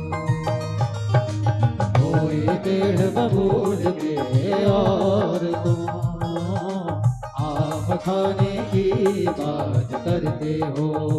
मैया जरा सुनो, मैया कोई पेड़ बबूल के और तुम, आप काय का पेड़ बोलते हो? कोई पेड़ बबूल के और तुम आम खाने की बात करते हो। कोई पेड़ बबूल के और तुम आम खाने की बात करते हो। ये भजन ध्यान से समझना, ये भजन इस पर आधारित है, शास्त्रों के वचनों पर, कि ये पूरा संसार ईश्वर कर्मों के हिसाब से चलाते हैं, जैसा आपने कर्म किया होगा इसलिए सब कुछ फिक्स है। पिछले, अच्छा एक बात बताओ, आपने पिछले जन्म में जो कर्म किया होगा अच्छा या बुरा, और जब कर्म करके मर के गए होंगे तो वो तो कर्म फिक्स हो गए। अब उन्हीं का फल भोगने के लिए आपका नेक्स्ट जन्म होता। कुत्ता बिल्ली भी अगला जन्म का ही कारण है, सुख दुख भी, आपके जीवन में जो कुछ है वो सब कुछ फिक्स है। अब यहाँ जो आप नए कर्म क्रिएट कर रहे हैं नया, वो अगले बार में जुड़ेगा। जो पिछला था उसका हिसाब अभी चल रहा है, जो आज चल रहा है। और आप कई बार गलतफहमी में रहते हैं, आपको लगता है कि मैं उनके लिए जी रहा हूं, उनके लिए जी रही हूं। अच्छा भैया जा रहे हैं आप? जाओ, बुराई लग गई क्या? गुस्सा तो नहीं हो गए? आओ, टाटा, जल्दी आओ। सुनो, कई बार हमें लगता है हम उनके लिए जी रहे हैं, उनके लिए जी रहे हैं। एक छोटा सा चक्रव्यूह मेरे पास ज्ञान का है, कहो तो बता दूं। चक्रव्यूह कह रहा हूं मैं उसे, जिसमें आप लोग फंसे पड़े हैं। कहो तो आपको निकालने के लिए बताऊं, आप निकलोगे नहीं मुझे पता है, पर फिर भी ज्ञान तो होनी चाहिए। कहो तो बताऊं। मैया सुनो, फिर सुनो। उज्जैन के एक राजा हैं भर्तृहरि। मैया देखो देखो, क्या पंचायत मस्त हो गई मैया? हाँ हाँ बताओ।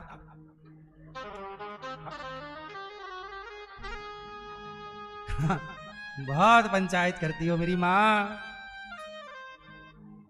सुनो, उज्जैन के एक राजा थे, क्या नाम था उनका?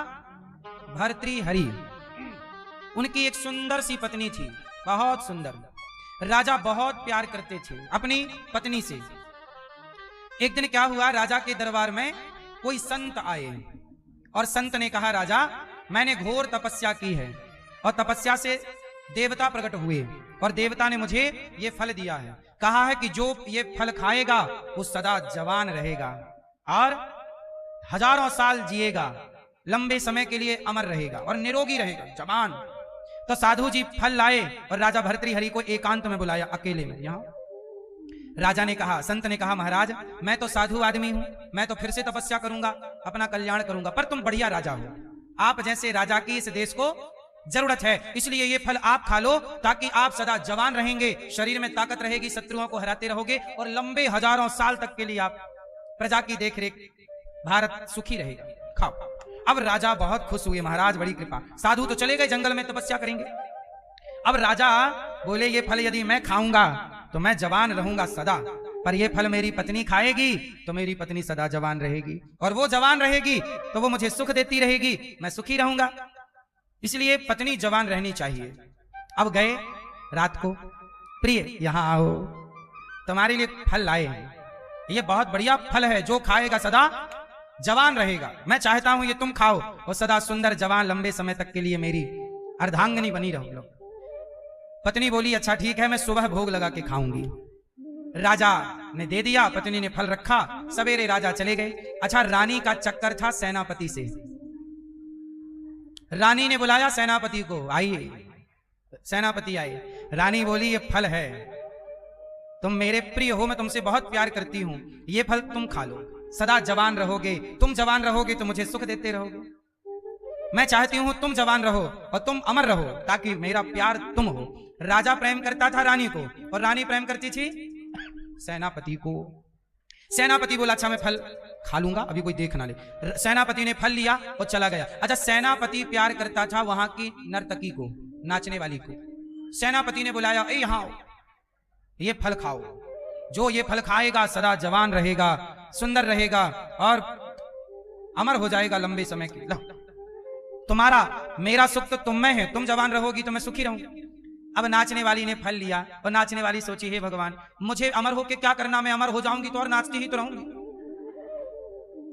इसलिए मेरे राजा अच्छे हैं, मेरे राजा अमर रहेंगे तो सदा प्रजा की सेवा करते रहेंगे। वो नर्तकी राजा के पास गई और राजा से कहा, महाराज आपके लिए फल लाई हूं, ये खा लो, जो खाएगा सदा के लिए अमर हो जाएगा, जवान रहेगा। राजा पहचान गए कि तो मेरा वाला फल है।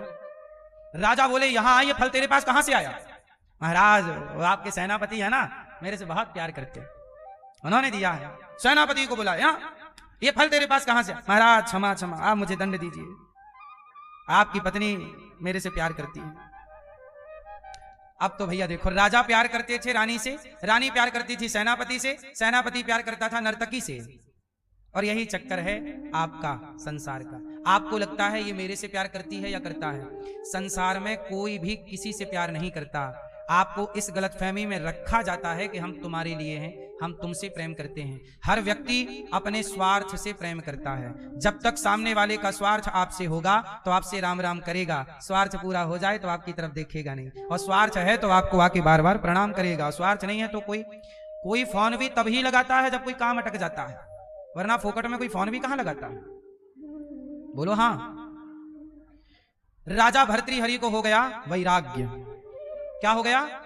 वैराग्य हो गया। और उन्होंने अपनी पत्नी का मोह त्याग कर बचा हुआ समय, बचा हुआ जीवन जगत के प्रेम में नहीं, जगन्नाथ के प्रेम में खर्च किया। ये कथा जरा सी ये बताती है कि आप भी इस गलतफहमी में, कोई आपको कितना भी आई लव यू कहे, हम हमेशा एक लाइन कहते हैं, कोई आपसे प्यार क्यों करेगा? इसलिए आप भगवान से प्रेम कीजिए, जगत के प्रेम में उलझे ना रहिए। आपकी पत्नी अच्छी है, पति अच्छा है, जिम्मेदारियां निभाइए, ठीक है। हम ये नहीं कहते किसी पर आप संदेह करिए। इस कथा का उद्देश्य ये नहीं है कि आप रिश्तों में संदेह करें। आपके रिश्ते बेहतर हैं, बेहतर ही रहेंगे। फिर भी आपकी पत्नी पति कितना भी अच्छा हो, पर उससे मन ना लगाकर, बेटा बेटी कितने भी अच्छे हों, उनमें मन ना लगाकर भगवान में ही मन रखिएगा। इसी से आपका भला होगा, इसी से कल्याण होगा। भगवान ने 16,108 किए, क्योंकि वचन दे रखा था स्वर्ग की अप्सराओं को। ये सारी स्वर्ग की अप्सराएं हैं। अच्छा, जितनी पत्नियां हैं उतने कृष्ण बन गए, और हर पत्नी के संग भगवान अलग अलग रहते हैं, अलग अलग महलों में एक साथ। कृष्ण भी तो भगवान है ना। 16,108 रूप बना लिए भगवान ने, सबके संग सेपरेट रहते हैं। हर रानी से 10 बेटा हुए और एक बेटी हुई। भगवान कृष्ण के बेटे कितने हैं? 16,108 गुणित 10 कर दो तो बेटों की संख्या आ जाएगी। और 16,108 बेटियां हैं, हर रानी से एक बेटी और 10-10 बेटे हुए।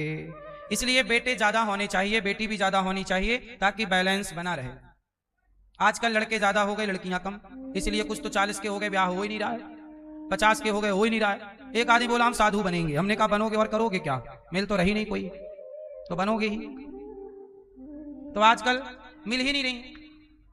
बोलो हाँ। इसलिए भगवान ने समाज को मैसेज दिया कि मैं भगवान हूं भैया, मेरी ये बराबरी ना करना कि मैंने इतने विवाह किए तुम भी करने लग जाओ। राम मर्यादा सिखाते हैं, एक विवाह होना चाहिए। कृष्ण ने वचन दिया था इसलिए विवाह किया। ये मैंने पूरी बात आपको समझाई। एक दिन रुक्मणी जी भगवान रुक्मणी जी से मजाक, अच्छा गृहस्थी में हंसी मजाक भी होना चाहिए। भगवान मजाकिया है, रुक्मणी जी के संग होली खेलते हैं, और एक दिन बोले कि आपने हमसे ब्याह क्यों कर लिया, आपका तो शिशुपाल से लगा था, वहीं करती। रुक्मणी जी से कह रहे हैं अभी भी चली जाओ। जब तब कह रहे हैं जब 10 बच्चे हो गए।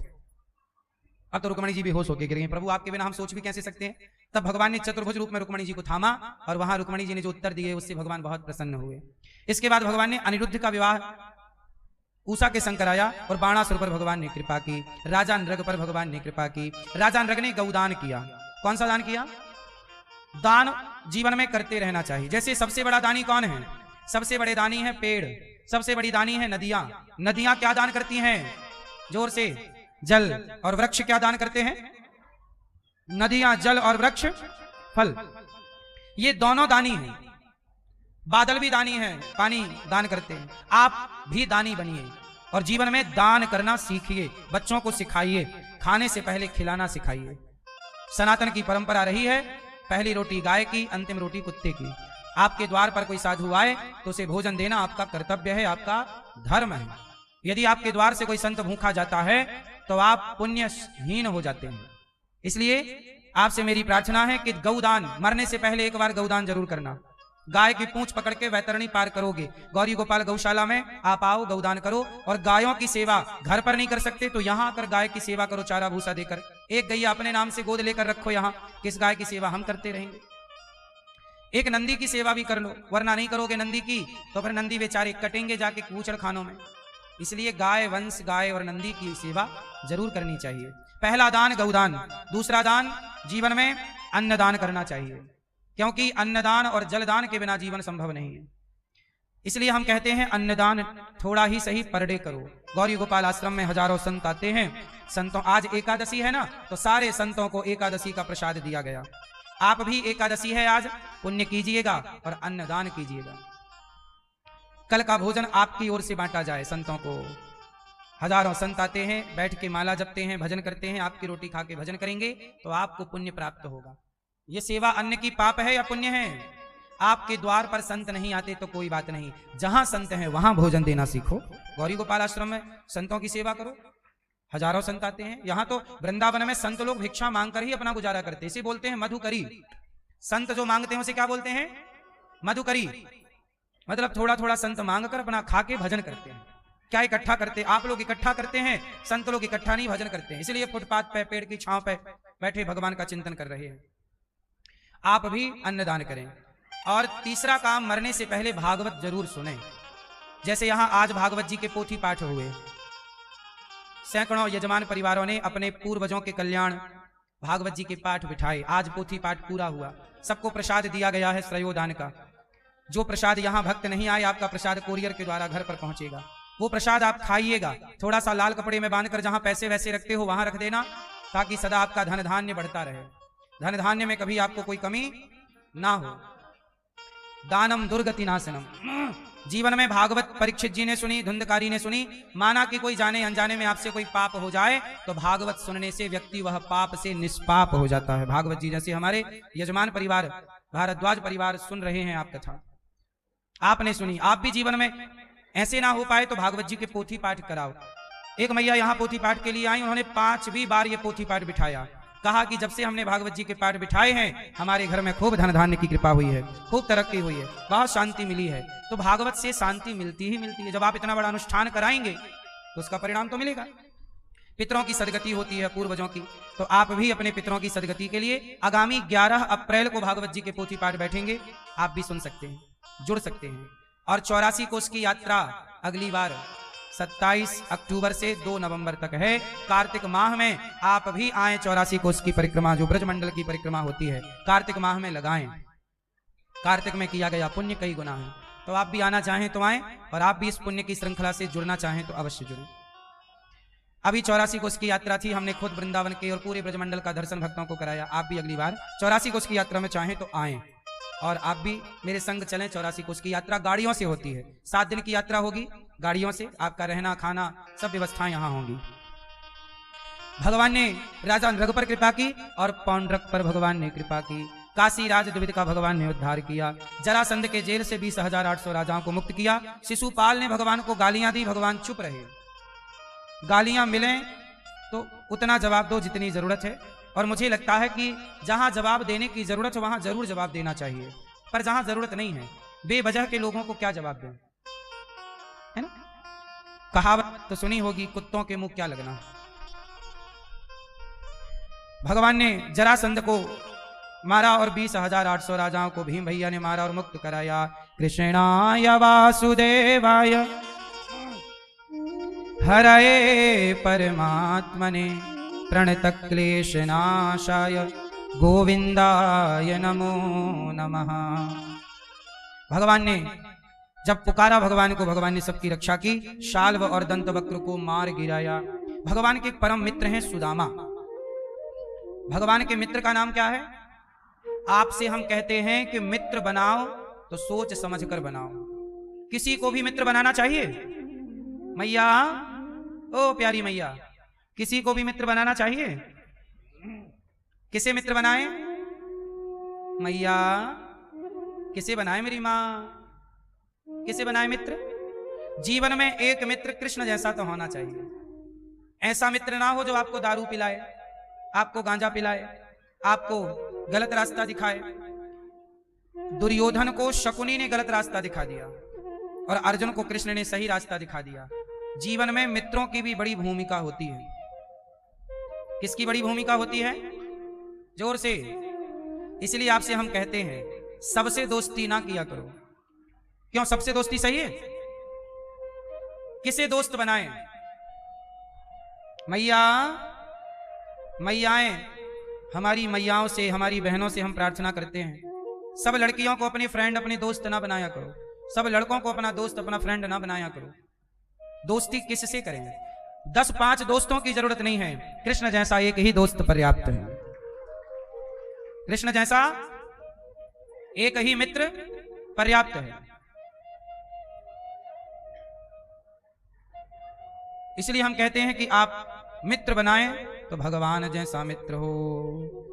श्री सीताराम शर्मा जी, वरिष्ठ जेल अधीक्षक जी, आज दासना जेल गाजियाबाद से आए हैं। बहुत बहुत स्वागत आपका, अतिथि के रूप में आप पधारे। स्वागत है, बैठिए। बहुत बहुत स्वागत। विराजिए। तो भगवान कृष्ण जैसा क्या होना चाहिए? मैया, क्या होना चाहिए?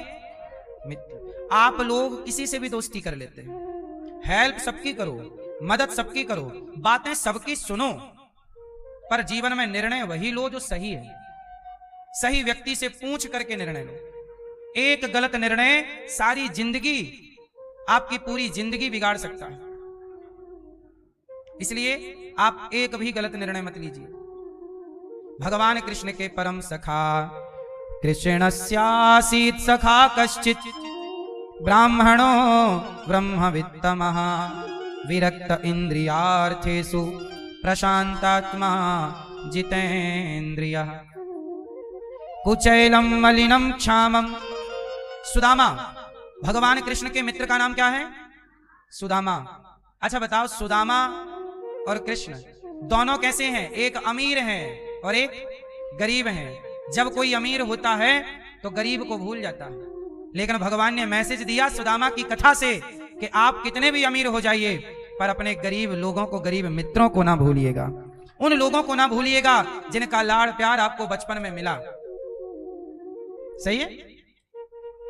इसलिए अपने मित्रों को ना भूलिएगा। मित्र के साथ छल नहीं, कपट नहीं, धोखा नहीं। सुदामा जी गरीब हैं और उस गरीबी में भी शिकायत नहीं है सुदामा जी को। दिन भर भक्ति करते हैं, कृष्ण श्री कृष्ण नाम जपते हैं, और खाने का जुगाड़ नहीं है, रोटी नहीं है। सुशीला माँ कह रही हैं, आज बच्चों को क्या खिलाऊं? सुदामा जी बोले, बस आज पानी पिलाकर सुला दो, कल कुछ मिल जाएगा। भिक्षा। अच्छा, सुदामा जी पढ़ाते थे बच्चों को, गुरुकुल में पढ़ाते थे, और पहले के जमाने में शिक्षा निःशुल्क थी। आज के जमाने में शिक्षा का शुल्क है। जब तक शिक्षाएं निःशुल्क रहीं, तब तक राम जैसे राजा इस देश को मिले, छत्रपति शिवाजी जैसे राजा इस देश को मिले। छत्रपति शिवाजी जी के गुरु समर्थ रामदास जी ने उनको पढ़ाने का क्या शुल्क लिया होगा? कोई चार्ज लिया? बोलो, समर्थ रामदास जी उनके गुरु हैं, कुछ नहीं लिया। पहले शिक्षा निःशुल्क थी और शिक्षा पर सबका अधिकार था। आज के युग में शिक्षा हो गई शुल्क वाली, महंगी हो गई, इसलिए अब सब लोग पढ़ते नहीं हैं। जिनके पास पैसा है वो तो पढ़ेगा, कोचिंग महंगी महंगी करेगा। पैसा नहीं है तो कैसे पढ़ोगे आप? 10वीं 12वीं कॉलेज करके बैठ जाओगे, आगे क्या? इसलिए हम सरकारों से कहते हैं, 2 चीजें फ्री होनी चाहिए इस देश में, बाकी कुछ भी फ्री नहीं होना चाहिए। क्या क्या फ्री हो? शिक्षा फ्री हो जिसे जितना पढ़ना है, और स्वास्थ्य फ्री हो जिसे जितना इलाज कराना है। कोई बीमारी से मरे ना, इलाज के अभाव में ना मरे। मौत आएगी तो ठीक है, कोई दोष नहीं है। आज इलाज फ्री होना चाहिए भारतवासियों का। और क्या फ्री होना चाहिए? कितने लोग मेरी बात से सहमत हैं? लेकिन यहां ये 2 चीजें फ्री नहीं है, बाकी अब आप कहोगे फ्री तो है, सरकारी स्कूल में है तो शिक्षा फ्री, सरकारी हॉस्पिटल में इलाज भी फ्री है। लेकिन आप ही बताओ कि सरकारी स्कूल में यदि शिक्षा फ्री है तो नेताजी का बेटा विदेश में काहे पढ़ता है? सरकारी स्कूल में पढ़े ना भारत के। शिक्षा का स्तर ऐसा ही होना चाहिए कि नेता का बेटा भी वहां पढ़े और मजदूर का बेटा भी, ये बराबर, ये समानता है। बोलो हाँ। नेताजी का इलाज भी सरकारी हॉस्पिटल में हो और मजदूर का इलाज भी, लेकिन नेताजी तो अपना इलाज अमेरिका में करा लेते हैं और आपको सरकारी हॉस्पिटल और सरकारी स्कूल का लॉलीपॉप पकड़ाते हैं और वहां है कुछ नहीं। सरकारी स्कूलों में कितने बच्चे पढ़ रहे हैं देख लो, सर्वे कर लो। इसलिए, और जबकि प्राइवेट स्कूल में टीचर 10, 15, 20 हजार रुपए लेता है और सरकारी स्कूल में 60, 70 हजार। 70 हजार लेने वाले के पास पढ़ने कोई नहीं जाता, और जो फीस कम ले रहे हैं टीचर प्राइवेट स्कूल में, कहाँ फीस ज्यादा है मास्टरों की, वहां तनख्वाह कहाँ ज्यादा है बताइए, लेकिन वहीं लोग पढ़ाते हैं। इसका मतलब ये हुआ कि अभी सुधार की बहुत जरूरत है, हाँ या ना? इसलिए सुदामा शिक्षा देते थे बच्चों को निःशुल्क। चाणक्य ने पढ़ाया चंद्रगुप्त को, क्या लिया? इसलिए हमारे देश में गुरुकुलों की परंपरा रही है। आज भी गौरी गोपाल गुरुकुल है। सतयुग में, त्रेता में, द्वापर में शिक्षा फ्री थी, इसलिए कलयुग में भी गौरी गोपाल गुरुकुल है। चेक कर लेना, 150 बच्चे मेरे पास पढ़ते हैं, उनका रहना, खाना, पढ़ना, लिखना फ्री है पूरा। आज भी हम गौरी गोपाल गुरुकुल की सेवा कर रहे हैं और बच्चों को पढ़ाना, लिखाना, उनकी सारी सेवा ने, बच्चों की शिक्षा का 1 रुपए हम नहीं लेते। आप लोग जो दान करते हैं उसी से गुरुकुल की सेवा होती है। इसलिए आपसे प्रार्थना है कि आप गौरी गोपाल की सेवाओं में अपने आप को जरूर जोड़ें, क्योंकि यहाँ 150 बच्चे पढ़ते हैं गौरी गोपाल में। 315 वृद्ध माएं रहती हैं जो बेसहारा हैं, 400 गैया रहती है और 30,000 लोग यहाँ पर डे भोजन करते हैं निःशुल्क। अखंड लंगर चलता है। ये सब आपके सामने है, आपसे कुछ छिपा नहीं है। मैं जो कह रहा हूं उसे आप चेक कर सकते हैं। मेरे एक एक शब्द को आप देख सकते हैं कि मैं झूठ कह रहा हूं कि सच कह रहा हूं। बताओ, झूठ है? आपने देखा इतने दिन में? इसलिए शिक्षा, सुदामा जी शिक्षक थे, गुरु आचार्य पद पर थे, पर पढ़ाने का कुछ लेते नहीं, इसलिए गरीब हैं। ब्राह्मण सदा से गरीब रहा है। सुदामा जी कैसे हैं? सुदामा ब्राह्मण है, और ब्राह्मण कैसे रहे? गरीब। क्यों? क्योंकि अमीर व्यक्ति देश से गद्दारी कर सकता है। अमीर व्यक्ति गद्दार हो सकता है, सब होंगे हम नहीं कहते, पर गरीब व्यक्ति, इसका मतलब ये नहीं है कि आप गरीब ही रहो, पढ़ो लिखो, काबिल बनो, अमीर बनो। पर ब्राह्मण सदा गरीब इसलिए रहा है कि ब्राह्मण ने धन के पीछे अपने आप को दौड़ाया ही नहीं, वो तो शिक्षा और भगवान के पीछे अपने आप को दौड़ाता था। आप पैसे कमाओ, अमीर बनो, पर अमीर होकर के राष्ट्रद्रोह ना करना। आजकल सरकारी डिपार्टमेंटों को उठाकर देखिए, भ्रष्टाचार है या नहीं? बोलो हाँ। गरीबों से जो 1 लाख रुपए तनख्वाह पा रहा है, वो 500 रुपए कमाने वाले मजदूर से पैसे मांग रहा है। तूला 1 लाख कमाने वाला किससे मांग रहा है? 500 रुपए कमाने वाले से। ये बताइए, देश के साथ गद्दारी है या नहीं? बताइए, भ्रष्टाचार देश के साथ, भारत मां के साथ गद्दारी है या नहीं? हाँ या ना? अच्छा बताओ, हमारे देश में भ्रष्टाचार है या नहीं? सड़क बनती है, फिर खोद दी जाती है। अरे वो लाइन डालना भूल गए, क्योंकि बार बार सड़क बनेगी तब ना नेताजी को बार बार पैसा मिलेगा। एक बार बन जाएगी तो काहे को पैसा मिलेगा? बोलो हाँ। इसलिए दुनिया में सड़कें बनती हैं 50-100 साल के लिए, भारत में सड़कें बनती हैं 5 साल के लिए। इसलिए कहता हूं, जब तक राष्ट्र प्रेम ना होगा तब तक इस देश का विकास ना होगा। सुदामा जी भगवान से प्रेम करते हैं। 4 दिन चूल्हा नहीं जलता, पर उस हाल में श्री कृष्ण पत्नी ने कहा, अपने मित्र से मिल आओ। सुदामा जी चले श्याम सुंदर से मिलने सुदामा, गाते हुए मन में हरे कृष्ण रामा। सुदामा जी चले, और जब चले सुदामा जी तो 4 मुट्ठी चिवड़ा कांख में दबाए चले। रास्ता पता नहीं, भगवान आ गए। कहां जा रहे हो बाबा? अरे मैं द्वारिका जा रहा हूं। अरे मैं भी वहीं जा रहा हूं। भगवान देखो, जब आप चलते हैं तो आपका साथ देने भगवान आते हैं। तुम धर्म की ओर चलो तो सही, सही राह पर चलो तो सही, तुम्हारी मदद करने भगवान ना आए किसी रूप में तो कहना। भरोसा तो रखो। क्या अर्जुन की मदद करने नहीं आए? बोलो, क्या भगवान सुदामा की मदद करने नहीं पहुंचे? क्या प्रहलाद की मदद करने नहीं आए जब वो पिता से प्रताड़ित थे? क्या मीरा की मदद करने भगवान ने जहर को अमृत नहीं बना दिया जब वो अपने ससुर से प्रताड़ित थी? बोलो, माना की कष्ट है, भक्ति के पथ पर माना की कष्ट है, परंतु उस कष्ट को यदि सहन कर गए तो भगवान आएंगे जरूर। इसलिए जीवन में कितना भी कष्ट प्राप्त हो, लेकिन उस विपत्ति काल में भी भगवान का आश्रय मत छोड़िएगा। आश्रित भगवान के ही रहिएगा। किसके आश्रित रहेंगे? सुदामा जी किसी भी परिस्थिति में जब द्वारिका पहुंचे, लोगों ने पूछा कौन हो आप? बोले मैं सुदामा हूं। क्यों आए हो? बोले कृष्ण हमारे मित्र हैं। और जब कहा कि मित्र हैं तो वहां के लोग हंसने लगे ताली दे देके। सुदामा जी बोले भैया क्यों हंस रहे हो? बोले आप तो झूठ कह रहे हैं। क्यों झूठ कह रहे हैं? अरे बोले कृष्ण इतने बड़े हैं, वो राजा हैं, और राजा का मित्र राजा होगा तुम्हारे जैसा भिखारी? कोई यकीन नहीं कर रहा था कि कृष्ण आपके मित्र हो सकते हैं, क्योंकि कहां राजा भोज, कहां भगवान कृष्ण, कहां सुदामा जी, अमीर गरीब, कहां अंतर बहुत। सब हंस रहे हैं, मजाक कर रहे हो। तुमने भीख मांगने का नया तरीका ढूंढ रखा। भीख मांगने का क्या ढूंढ रखा है तुमने नया? जाओ। सुदामा जी को लगा बात तो सही है, कहा मेरे जैसा छोटा व्यक्ति भगवान कृष्ण का मित्र कैसे हो सकता है, पर बचपन के मित्र तो हैं। एक बार हिम्मत करके सुदामा जी को लगा चल के कह दूं कि मित्र हूं, यदि कन्हैया नहीं पहचानेंगे तो कोई बात नहीं, वापस चला जाऊंगा। अब सुदामा जी द्वार पर पहुंचे और सुदामा जी ने कहा कोई घनश्याम से कह दो तुम्हारा यार आया है, तुम्हारा मित्र आया है। ए भैया कोई घनश्याम से कह दो तुम्हारा यार आया है, तुम्हारा यार आया है। सुदामा नाम है मेरा, सखा घनश्याम है मेरा, सखा घनश्याम है मेरा। सुदामा नाम है मेरा, सखा घनश्याम है मेरा। न घबराओ कहो जाकर, दिया है द्वार पर डेरा, दिया है द्वार पर डेरा। द्वारपालों से कह रहे हैं सुदामा जी घबराओ ना, जाओ कह दो कि मित्र सुदामा आया है और मैं द्वार पर हूँ। रहे हैं साथ वो कुछ दिन, यही अधिकार लाया हूँ, वही अधिकार लाया हूँ। सुदामा जी कह रहे हैं जाओ।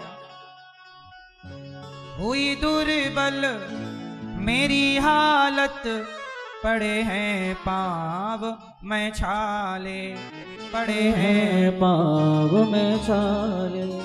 निहारो कौन आया है, अरे ओ द्वारिका वाले, अरे ओ द्वारिका वाले। सहारा कोई ना भैया, छोड़ संसार आया हूँ, छोड़ संसार आया। सुदामा जी ने द्वारपाल से कहा जाओ एक बार कह दो मित्र आया है, वो नहीं पहचाने तो बोल देना मेरे से, मैं चला जाऊंगा। द्वारपाल बोला अच्छा ठीक है। द्वारपाल गए, श्याम सुंदर से कहा प्रभु कोई आपका मित्र आया है, शरीर की हड्डी हड्डी दिखाई पड़ रही है, फटे से कपड़े हैं, ना चरण पादुका है, ना कोई, शरीर बिल्कुल दुर्बल है, ना सिर पे कोई पगड़ी, ना पांव पे कोई चप्पल पन्ही। प्रभु अपना नाम सुदामा बता रहा है। अब तो जैसे ही सुना कौन आया, सुदामा, दौड़ पड़े भगवान सुदामा आया है। सुदामा सोचिए गरीबों को याद कौन करता है, गरीबों की तरफ देखता कौन है, पर धन्य है भगवान जिन्हें कोई ना देखे उन्हें भी भगवान देखते हैं। इसलिए कहता हूं संसार की तरफ ना देखना ज्यादा, संसार आपको स्वार्थ की नजर से देखता है। कुछ ना हो तो आपको कौन देखता है, लेकिन कुछ ना होने पर भी भगवान आपको देखते हैं यदि प्रेम है तो। सुदामा जी के लिए दौड़े, सुदामा सुना घनश्याम ने जब ये वो नंगे पांव दौड़े हैं, वो नंगे पांव दौड़े हैं। मुकुट सिर पर न था उनके, मधुर बंसी भी भूले हैं मधुर वंशी भी भूले हैं। सुदामा जी को देख कर कन्हैया, सुदामा सुदामा सुदामा जी को लगा बड़ी देर हो गई, कोई सूचना आई नहीं, लगता है मना कर दिया तो जाने लगे। कानों में आवाज गई, पलट कर देखा कन्हैया घुंघराले से बाल, वही सुंदर सी छवि, वही कानों में कुंडल, वही सुंदर सा दुपट्टा, दौड़ रहे भगवान और सुदामा जी को पुकार रहे, सुदामा। भगवान के दर्शन करके सुदामा खुशी से भर गए कि वाह कन्हैया, जहां किसी ने पहचाना नहीं मुझे, वहां वर्षों बाद आपने भी पहचाना। दौड़कर भगवान ने सुदामा को हृदय से लगा लिया, गले से लगा लिया। भगवान ने सुदामा जी को खूब प्रेम किया। जो लोग भिखारी भिखमंगा क्या क्या सुदामा जी को कह रहे थे, गले लगाते ही भगवान के सब सुदामा जी के भाग्य की सराहना करने लग गए। जो जब कोई आपको गाली दे तो आप, मैं कह चुका हूं बार बार, उसकी ओर ध्यान मत देना। जब आप अपने लक्ष्य की ओर आगे बढ़ोगे तो सम्मान अपमान दोनों ही होंगे। दोनों से चित्त को हटाकर अपने लक्ष्य की ओर बढ़ना, तब जाके आपको लक्ष्य की प्राप्ति होगी। सम्मान भी तो बांध लेता है और अपमान भी बांध लेता है, दोनों में बंधन है। आज भगवान ने सुदामा जी को गले लगाया। देख सुदामा की दीन दशा, करुणा करके करुणा निधि रोए। पानी परात को हाथ छुओ नहीं, नैनन के जल से पग धोए। सुदामा जी ने आसन ग्रहण की और भगवान ने सुदामा के चरणों को भगवान ने अपने नेत्रों के जल से धुल दिया। किससे धुल दिया? भगवान सुदामा से कहते, मित्र क्या लाए हो? सुदामा पोटरी छिपाने लगे, क्या लाऊंगा? छीन ली भगवान ने, ये पोटरी मेरे लिए भाभी ने भेजी है ना, छिपा क्यों रहे हो? लाओ। पोटरी खोली तो उसमें 4 मुट्ठी चिवड़ा था। चिवड़ा समझते हैं? पोहा, इसलिए सामान्य भाषा में चावल कह दिया जाता है। 4 मुट्ठी क्या है? चावल। अच्छा, 4 मुट्ठी ही चावल क्यों है? 5 मुट्ठी क्यों नहीं लाए सुदामा जी? 6 मुट्ठी क्यों नहीं लाए? या 1 मुट्ठी क्यों नहीं लाए? कितनी मुट्ठी चावल लाए? क्यों? क्योंकि 4 तरह के फल होते हैं, धर्म अर्थ काम मोक्ष। 4 पुरुषार्थ, धर्म अर्थ काम मोक्ष।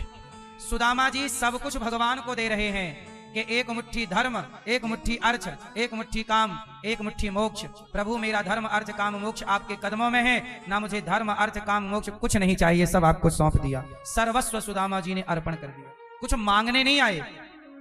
भगवान ने पहली मुट्ठी चावल उठाए और ग्रहण कर लिया और विश्वकर्मा को बुलाया, यहाँ आओ, मैंने भक्त की 1 मुट्ठी खाई है चावल, ऋणी बन गया मैं। भक्त का क्या हो गया? अब ये ऋण चुकाना पड़ेगा। क्या करें? विश्वकर्मा को कहा, जाओ सुदामा जी के नगर को ऐसे सजा दो, इतना धन धान्य दे दो कि सुदामा जी इतने वैभवशाली हों कि इंद्र का वैभव भी फीका पड़ जाना चाहिए सुदामा के। भगवान जब देते हैं तो छप्पर फाड़ कर देते हैं। सुदामा जी को भगवान ने दिया। दूसरी मुट्ठी चावल खाने लगे। रुक्मणी अम्बा ने हाथ पकड़ लिया, सब खाओगे प्रभु, हमें नहीं दोगे क्या? दे दिया, सबको बांटा गया। सुदामा जी ने इतना सा दिया तो भगवान ने इतना दिया। इसलिए आपसे मैं प्रार्थना करता हूं कि कोई आपसे रोटी मांगे तो मना ना किया करो, कोई आपसे मदद मांगे तो मना ना किया करो। आप समाज की जितनी सेवा कर सकते हैं कर लो, यही सेवा का पुण्य हमारे संग चलना है। वरना जितना कमाए हो सब यहीं धरा रहेगा, सबका। इस धरा का, इस धरा में सब धरा रह जाएगा। कौन लेकर जाएगा? आप क्या लेकर जाओगे? इसलिए जो पुण्य होगा वही संग चलेगा। इसलिए कहता हूं कि पैसे कमाओ पर थोड़ा सा पैसा समाज की सेवा में। अभी 25 अप्रैल को यहां पर लगभग 21 गरीब बेटियों का विवाह होना है। पिछले महीने भी हुआ बेटियों का, 21 बेटियों का विवाह। फिर अप्रैल में 25 अप्रैल को है। आपसे मेरी प्रार्थना है कि आप भी इन बेटियों के विवाह में इनके माता पिता बनकर कन्यादान जरूर करें। यदि आपके जरा से सहयोग से किसी का घर बस जाए, पैसा कमाना बुरा नहीं है, पैसे आप भी कमाते हैं, पर आप लोग किसके लिए कमाते हैं? कुछ लड़के, कुछ लोग पैसे कमाएंगे कि चलो पैसे कमाएंगे तो दारू पिएंगे, पैसे कमाएंगे तो गाड़ी खरीदेंगे, पैसे कमाएंगे तो मोबाइल खरीद लें, इसलिए भी लोग कमाते हैं। आप भी कमाते हैं पैसा। आप क्यों कमाते हैं पैसा? सवाल पूछ लूं आपसे, बताओ आप लोग पैसा क्यों कमाते हो? भैया बताएंगे, चश्मा वाले बताओ, बैठे बैठे, खड़े नहीं होना। क्यों कमाते हो पैसा? आज भैया बताएंगे हमारे। आप हाँ वहां ना, आप किस क्यों कमाते हो पैसा? हैं? जरूरतों को, ये भैया अपने जरूरतों की पूर्ति के लिए पैसा कमाते हैं। ठीक कह रहे हैं, बात सही है। आप क्यों कमाते हो पैसा? परिवार के लिए। कितने लोग हैं आपके परिवार में? 10। इनके परिवार में 10 हैं और ये 10 लोगों के लिए पैसा कमा रहे हैं। ठीक है, अब यही सवाल आप हमसे पूछ लीजिए कि आप क्यों पैसा कमाते हैं। आप पूछिए तो हम उत्तर देंगे। बताएं, आप पैसा कमाते हो सारी जिंदगी, कितने लोगों के लिए? 10, 20। आपके परिवार में 10 होंगे, 20 होंगे, बस 5 लोग होंगे। ये दास अनिरुद्ध पैसा कमाता है किसके लिए? मैं इसलिए कमाता हूं कि मेरे कमाने से जो बच्चे अपनी बूढ़ी माओ को घर से निकाल देते हैं, उन माओ की सेवा के लिए यह दास कमाता है। यहां 315 माएँ हैं, आप देखिएगा। मैं पैसा कमाता हूं उन 150 बच्चों के लिए। अगले साल मैं चाहता हूं कि 300 बच्चे रखूं, उनको पढ़ाऊं। ये मैं सही कर रहा हूं कि गलत कर रहा हूं? तो आप भी इन सेवाओं से अपने आप को जोड़िए और आप भी संकल्प लीजिए कि मैं भी जो कमाऊंगा या कमाऊंगी, उससे एक बच्चे को, एक वृद्ध मां को मैं गोद लूंगी या लूंगा। मैं एक की तो सेवा करूं। अपना पेट सब ही भर रहे हैं, पर किसी और के बारे में कोई सोचे, वो ना महानता है। वो क्या महान जो अपने बारे में सोच सोच के जिए और मर जाए, ये कोई महानता है? इसलिए यहां 150 बच्चे पढ़ते हैं, मैं उनके लिए कमाता हूं, माताओं के लिए कमाता हूं। हजारों संत यहां भोजन करते हैं, उनके लिए अखंड रसोई गौरी गोपाल में भोजन चलता रहे, 24 घंटे भोजन बढ़ता रहे, कोई भी यहां से भूखा ना जाए, सबके लिए कमाता हूं। आप भी आओ, यहां भोजन करो। आप भी आए हैं ना? आप में से कितने लोगों ने यहां प्रसादी पाई? कोई पैसा लगा? तो देखो, आपके लिए भी तो हम कमा रहे हैं। आप भोजन यदि बाजार में करते तो 50 रुपए तो खर्च होते तो 100 रुपए, फिर भी मैं हिसाब 50 का करूं तो आपके 50 रुपए हमने बचवा दिए कि नहीं? बोलो हाँ या ना। बाजार में पेट भर भोजन करते कितने का मिलता है? 100 रुपए, और ठीक ठाक तो 50 रुपए तो कहीं नहीं गए। क्यों भैया? आप सोचिए कि इतनी सारी सेवाएं ये दास अनिरुद्ध आप लोगों से भिक्षा मांग करके करता है। इसलिए कहता हूं कि धर्म के लिए, समाज के कल्याण के लिए, समाज की सेवा के लिए 400 गैया यहां हैं। आप भी थोड़े से हाथ अपने बढ़ाइए कि आप भी पुनीत कार्य में सहयोगी बनेंगे। मुट्ठी भर चावल सुदामा जी ने दान किया, तो आप भी कुछ मुट्ठी अन्नदान कर सकते हैं गौरी गोपाल आश्रम में। अच्छा, एक बात बताओ, आपको धनवान होने का एक फॉर्मूला मेरे पास है, आप पैसे वाले बन जाओगे। एक उपाय मेरे पास है, कहो तो बताऊं। और ये मैं अपना नहीं, एक कथा सुना के आपको बताऊंगा, वो कथा आप सब जानते हैं। आपने सत्यनारायण भगवान की कथा सुनी कि नहीं? भाई आपने सुनी? सत्यनारायण भगवान की कथा में कथा सुनी होगी आप लोगों ने कि एक लकड़हारा लकड़ी का गट्ठा रख के सिर पर जा रहा था कि तभी रास्ते में एक घर में सत्यनारायण भगवान की कथा हो रही थी। तो लकड़हारा लकड़ी का गट्ठा रखा, पूछा कि क्या हो रहा है? बोले कथा। तो उसने भी पंजीरी खाई और उसने लकड़हारे ने कहा कि क्या ये कथा मैं भी कर सकता हूं, मैं भी सुन सकता हूं, पूजा मैं भी कर सकता हूं? बोले हाँ। लकड़हारे ने लकड़ी का गट्ठा सिर पे रखा और बाजार गया, और आज बाजार जाके उसने क्या सोचा कि आज लकड़ी बेचने से जो पैसा मिलेगा उससे मैं भगवान की सेवा करूंगा। तो आज उसे लकड़ियों के दूने दाम प्राप्त हुए। लकड़ियों के, ये लिखा है ना, सत्यनारायण भगवान की कथा सुने होंगे। इसका मतलब रोज कमाता था 5 रुपए, आज कमाया 10 रुपए। क्यों? क्योंकि विचार बदल गए। रोज कमाता था अपने लिए तो 5 कमाता था, और आज विचार बदले कि मैं अपने नहीं, आज भगवान की सेवा करूंगा, इसलिए कमाई डबल। जब आप परोपकार के भाव से कमाते हो तो आपकी कमाई डबल हो जाती है, भगवान आपको देना स्टार्ट करते हैं। अच्छा ये बताओ, सच बताओ, देने वाला कौन है? सच बताना, कौन दे रहा है आपको? कौन दे रहे ना? आपको भगवान दे रहे हैं। कोई 10,000 रुपए महीना कमा रहा है, उसका भी गुजारा हो रहा है। कोई 50,000 रुपए महीना कमा रहा है, उसका भी गुजारा हो रहा है। और कोई लाख रुपए कमा रहा है, उसका भी गुजारा। और जो 3,000 रुपए महीना कमा रहे हैं उनका भी गुजारा, और जो कुछ भी नहीं कमा रहे हैं, बोलो हाँ। सच बताओ, गुजारा सबका है इस देश में कि नहीं? इसका मतलब क्या हुआ कि कौन है सबका पालनहार? आप कहते हो हम कमाते हैं, हम तो कठपुतली हैं मेरी मां। सब कुछ करने कराने वाले भगवान हैं। गौरी गोपाल आश्रम में जितनी सेवाएं चलती हैं, ये कोई मेरे बस का खेल काम थोड़ी है, ये तो भगवान करा रहे हैं, वही कर रहे हैं, हो रहा है। हम और आप तो निमित्त हैं। करते हो तुम कन्हैया, मेरा नाम हो रहा है, और मेरा आपकी कृपा से करते भगवान हैं। आपको ऐसा लगता है आप कर रहे हैं, हम कर रहे हैं, इसलिए मैं करता हूं, इस घमंड से अपने को बचा के रखना। मैं नहीं करता, कौन कर रहा है और हमें लग रहा है। इसलिए मेरी मां, आप भी सेवा कर सकते हैं तो गौरी गोपाल आश्रम में जितनी सेवाएं हैं, आप भी इनमें से किसी एक सेवा से अपने आप को जोड़िएगा जरूर। किसी माँ की रोटी, गौरी गोपाल आश्रम में जो हजारों संत भोजन करते हैं, अखंड रसोई चलती है, एक दिन का भोजन आप बंटवाएं कि कल का भोजन आप कराएंगे, कल की सेवा आपकी। यहां पर गुरुकुल में 150 बच्चे हैं, आप उनके सहारा बनेंगे, शिक्षा में सहयोगी बनेंगे। सीबीएसई बोर्ड का एक विद्यालय हम बना रहे हैं, कक्षा 1 से 12वीं तक 5 से 7 हजार बच्चे पढ़ेंगे, लड़का लड़की सब, और निःशुल्क पढ़ेंगे, और 1 से 12वीं तक होगा। और शिक्षा ही नहीं, संस्कार भी पाएंगे बच्चे। एक ऐसे विद्यालय की तैयारी चल रही है, आपका आशीर्वाद और सहयोग रहा तो होगा। आज हम आपका परिचय मां से कराएंगे, जिस मां ने बच्चों को पाला, जन्म दिया, उंगली पकड़कर चलाया, आखिरी में उन्हीं बच्चों ने मां को घर के बाहर का रास्ता दिखा दिया। ऐसी जरूरतमंद बेसहारा माएं जब यहाँ गौरी गोपाल में आती हैं तो ये दास अनिरुद्ध उनका बेटा बनकर सेवा करता है, आपसे भिक्षा मांग मांग कर। मैया कैसी हो मेरी माँ? अच्छे हैं। कहाँ से आई हो आप? फरुखाबाद से आए हैं। फरुखाबाद। हाँ। तो आपके घर पे कौन कौन है?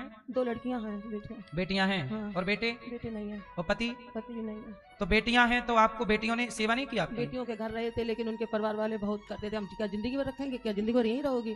मैं बहुत दुखी होकर के फिर मैं अपने जेठ के यहाँ चली गई, उनका व्यवहार अच्छा नहीं था, फिर मैं आपके शरण में आ गई। तो बेटियां तैयार हैं रखने के लिए, पर बेटियों का परिवार कहता है कि तुम सारी जिंदगी यहीं रहोगी क्या? कौन देता है आज के जमाने में किसी को रोटी? कौन देता है आज के युग में किसी को सहारा? इसलिए हम कहते हैं, देखो इन माँओं को जब अपनों ने सहारा नहीं दिया और जब इन्हें गौरी गोपाल में सहारा मिला, तो बताइए इनका सहारा बनना पाप है कि पुण्य? इसलिए तो कहता हूं, ये पुण्य आप भी कमाइए। थोड़ा थोड़ा अन्नदान कर सकते हैं तो माँओं को आप भोजन कराइए, कि कल का भोजन 315 माँओं को आप कराएंगे। अपनी ओर से नाश्ता आप बंटवा सकते हैं माँओं को, एक एक गिलास दूध की सेवा माँओं को आप दे सकते हैं। मैया, तो आपको गौरी गोपाल में तो कोई कष्ट नहीं है? नहीं, बहुत सुखपूर्वक रख रहे हैं महाराज जी, कोई सुख नहीं है, बहुत अच्छी तरह से यहाँ दवाई होती है, सब कुछ मिलता है, सब कुछ बड़े सुख से। आपसे पैसे तो नहीं लिए हमने? महाराज जी नहीं, इन माँओं से 1 भी रुपए नहीं लिया जाता। आप भी माँओं के दर्शन कर सकते हैं, माँओं से आप भी बात कर सकते हैं। जो हम कहते हैं खुली किताब है, कुछ भी लुका छिपा नहीं है। हाँ या ना? हमारी बात पर यकीन ना हो, खुद आओ, खुद चेक करो, खुद देखो। माँओं की सेवा यहाँ हर माँ के कमरे में एसी लगी है। जो व्यवस्था माँओं को घर पर बेटा दे सकता है, वही व्यवस्था देने का प्रयास माँओं को यहाँ है। इन माँओं के बच्चों को हम लोग समझाते हैं, और कुछ बच्चे तो समझ करके माँओं को लेकर भी जाते हैं। लगभग 500 माताएं जा चुकी हैं यहाँ से, बच्चे ले गए, कथा सुन के समझाने पर मोटिवेट हुए, ले गए। पर 315 माँ अभी भी इस इंतजार में है कि कोई आएगा। एक माँ की मृत्यु हो गई तो हमने बेटे को फोन लगा दिया कि आओ माँ का अंतिम संस्कार कर लो, कंधा दे दो। बेटे ने मना कर दिया। बेटियों को फोन लगाए तो बेटियों ने कहा कि हम बताएंगे कि हम आएंगे कि नहीं आएंगे। तब माँ की 13वीं भी यहीं पर हुई, कंधा भी ये दास अनिरुद्ध ने दिया। अब इन माँओं के आज ये बुढ़ापा है, कल को जब आखिरी वक्त आएगा तो क्या गारंटी है कि परिवार से कोई आएगा? जीते जी जो रोटी देने नहीं आए, वो आग देने क्या आएंगे? मैया, आपको घर की याद नहीं आती? नहीं महाराज जी, इतना सुख है, कोई कुछ भी नहीं याद आती। तो 2 बेटियां हैं, तो दोनों के परिवार वालों ने मना कर दिया? 3-3 4-4 साल रहे दोनों के घर पे, तो कह दीजिए। अच्छा, 4 साल तक रही आप? हाँ, दोनों के घर रहे अलग। तो 4 साल तक रहने के बाद उन्होंने कह दिया कि अब नहीं। जब सबने अपने द्वार बंद कर लिए, इसलिए गौरी गोपाल को ध्यान से देखना, यहाँ कोई दरवाजा ही नहीं है, यहाँ कोई दरवाजा नहीं है। कब किस माँ को यहाँ आना पड़े, कब किस माँ की सेवा का मौका आ जाए। इसलिए आपसे मेरी विनती, मैया अब आप यहीं रहिए, दास अनिरुद्ध आपका बेटा बनकर, आप सब हम सब बेटा बेटी बनकर, कथा सुनने वाले भक्त आप बेटा बेटी बनकर माँओं को जरूर सहारा दीजिएगा। आज एकादशी है, जरूर प्रतिज्ञा कीजिए कि आज हम संकल्प लें कि इन माँओं के लिए भोजन का दान करेंगे, नाश्ते की सेवा करेंगे, दूध की सेवा करेंगे, संतों को भोजन बंटवाएंगे, गुरुकुल में विद्यार्थियों को एक एक बच्चे को शिक्षा दान करेंगे, ताकि हमारा बच्चा भी उस पुण्य से शिक्षित हो और पढ़े लिखे। कुछ भक्तों ने सहयोग किया है। आओ ऐसे दानवीर महापुरुषों के नाम श्रवण करते हैं, जिन्होंने धन को धर्म से जोड़ा है। बोलिए सदगुरुदेव भगवान की समुपस्थित सभी श्रद्धालु जनों को जय श्री कृष्ण। चैनल के माध्यम से घर बैठकर कथा का रसपान कर रहे आप सभी श्रद्धालु जनों को जय श्री कृष्ण। पूज्य श्री महाराज जी ने अभी आपको बताया कि किस प्रकार श्रीधाम वृंदावन में विभिन्न प्रकार के सेवा क्रम यहाँ पर चलाए जा रहे हैं। गौरी गोपाल आश्रम में नित्य सैकड़ों वृद्धमाताओं की सेवा, हजारों साधु संतों को भोजन की सेवा, रसोई सेवा, गुरुकुल की सेवा, गौशाला की सेवा इत्यादि सेवाएं आप सभी के सहयोग से चलती हैं। इसलिए आप सभी से निवेदन है, संस्था के अकाउंट नंबर टीवी स्क्रीन पर दिख रहे हैं।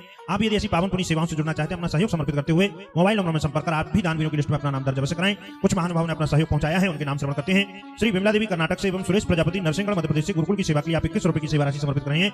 अग्रवाल मनोज कुमार अहमदाबाद गुजरात से, विचित्र रामभूषण पठानकोट पंजाब से 21 रुपए, सरला जी पंजाब से, राहुल सोनी उत्तर प्रदेश से, आदिश कुमार सिंह चौहान उत्तर प्रदेश से एवं दीपक कुमार गुप्ता दिल्ली से, प्रेम सिंह देहरादून उत्तराखंड से, दुआ राजेश देसाई जी आप 3000 रुपए की सेवा समर्पित कर रहे हैं। देवासी भाई जी, श्याम रानी रोहतक हरियाणा से 2000 रुपए, सुशीला देवी पटना बिहार से विशेष समर्पित कर रहे हैं। बहुत बहुत धन्यवाद, बहुत बहुत साधुवाद। आप सभी जो दर्शक ऐसी सुंदर सी सेवाओं का दर्शन कर रहे हैं, यदि आप भी ऐसी पावन पुण्य सेवा से जुड़ना चाहते हैं तो मोबाइल नंबर में संपर्क कर आप भी अपना सहयोग गौरी गोपाल की चल रही सेवाओं तक अवश्य पहुंचाएं। संस्था के अकाउंट नंबर टीवी स्क्रीन पर दिख रहे हैं। आगामी पोथी पाठ के यजमान बनना चाहते हैं तो मोबाइल नंबर में संपर्क कर आप पोथी यजमान भी बन सकते हैं, या पूज्य श्री महाराज जी के साथ में ब्रज 84 कोष का दर्शन करना चाहते हैं तो उसका रजिस्ट्रेशन भी आप करा सकते हैं। और 25 अप्रैल को यहाँ कुछ गरीब कन्याओं का विवाह होगा, तो आप ऐसी पावन पुनीत कन्यादान की सेवा से भी अपने आप को अवश्य जुड़े। आइए इसी क्रम के साथ चलते हैं पूज्य श्री महाराज जी के चरणों में। जय श्री कृष्णा, जय श्री राधे।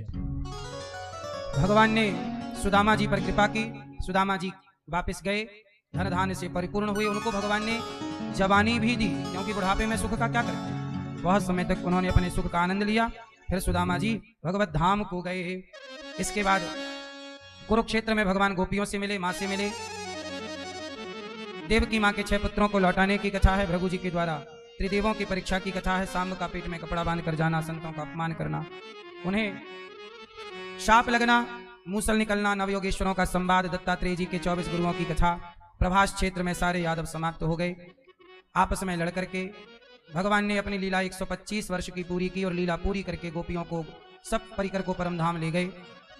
राजा परीक्षित जी को 7 दिन में मरने का शाप था। कथा पूरी हुई, सुखदेव भगवान विदा हुए। परीक्षित जी को 7वें दिन शाप के कारण तक्षक ने डसा। परीक्षित जी की सदगति हुई। जन्मेजय ने यज्ञ किया, सर्पों को मारने संतों ने रोका। पहले दिन की कथा में आपने महात्म्य सुना, दूसरे दिन कुंती स्तुति, भीष्म स्तुति, तीसरे दिन ध्रुव चरित्र, चौथे दिन जन्मोत्सव, 5वें दिन बाल लीला, 6वें दिन रुक्मणी मंगल, 7वें दिन आज सुदामा चरित्र की चर्चा आपने सुनी। सब लोग मेरे संग कहो, नाम संकीर्तनम यस्य, नाम संकीर्तनम यस्य, सर्व पाप प्रणाशनम, सर्व पाप प्रणाशनम, प्रणामो दुख शमनस्, प्रणामो दुख शमनस्, तम नमामि हरिम परम, तम नमामि हरिं परम। बोलो हे नाथ, मैं आपको कभी भूलू नहीं। आप लोग जो कथा में 7 दिन सुने हैं, जहां हो वहीं रहिए और वहीं से भाव बनाओ। भाव से बिहारी जी का दर्शन, भाव से बिहारी जी का भोग, भाव से काम करते रहो। ध्यान भगवान का बनाए रखो। हमारे गिरिजा शंकर भारद्वाज जी और श्रीमती राम खिलौनी भारद्वाज जी के लिए बहुत बहुत तालियां। इन्होंने अपने लोक परलोक को संवारा। भगवान इन्हें और इनके पूरे परिवार को सदा सुखी और स्वस्थ रखें। आपने जो किया है वो समाज के लिए बहुत बड़ी प्रेरणा है। आपके पितरों का आशीर्वाद, पूर्वजों का और भगवान की कृपा आपको सदा प्राप्त रहे और सदा आप सुखी स्वस्थ रहें। आओ होली का दर्शन करें भगवान की कथा में। बोलिए होली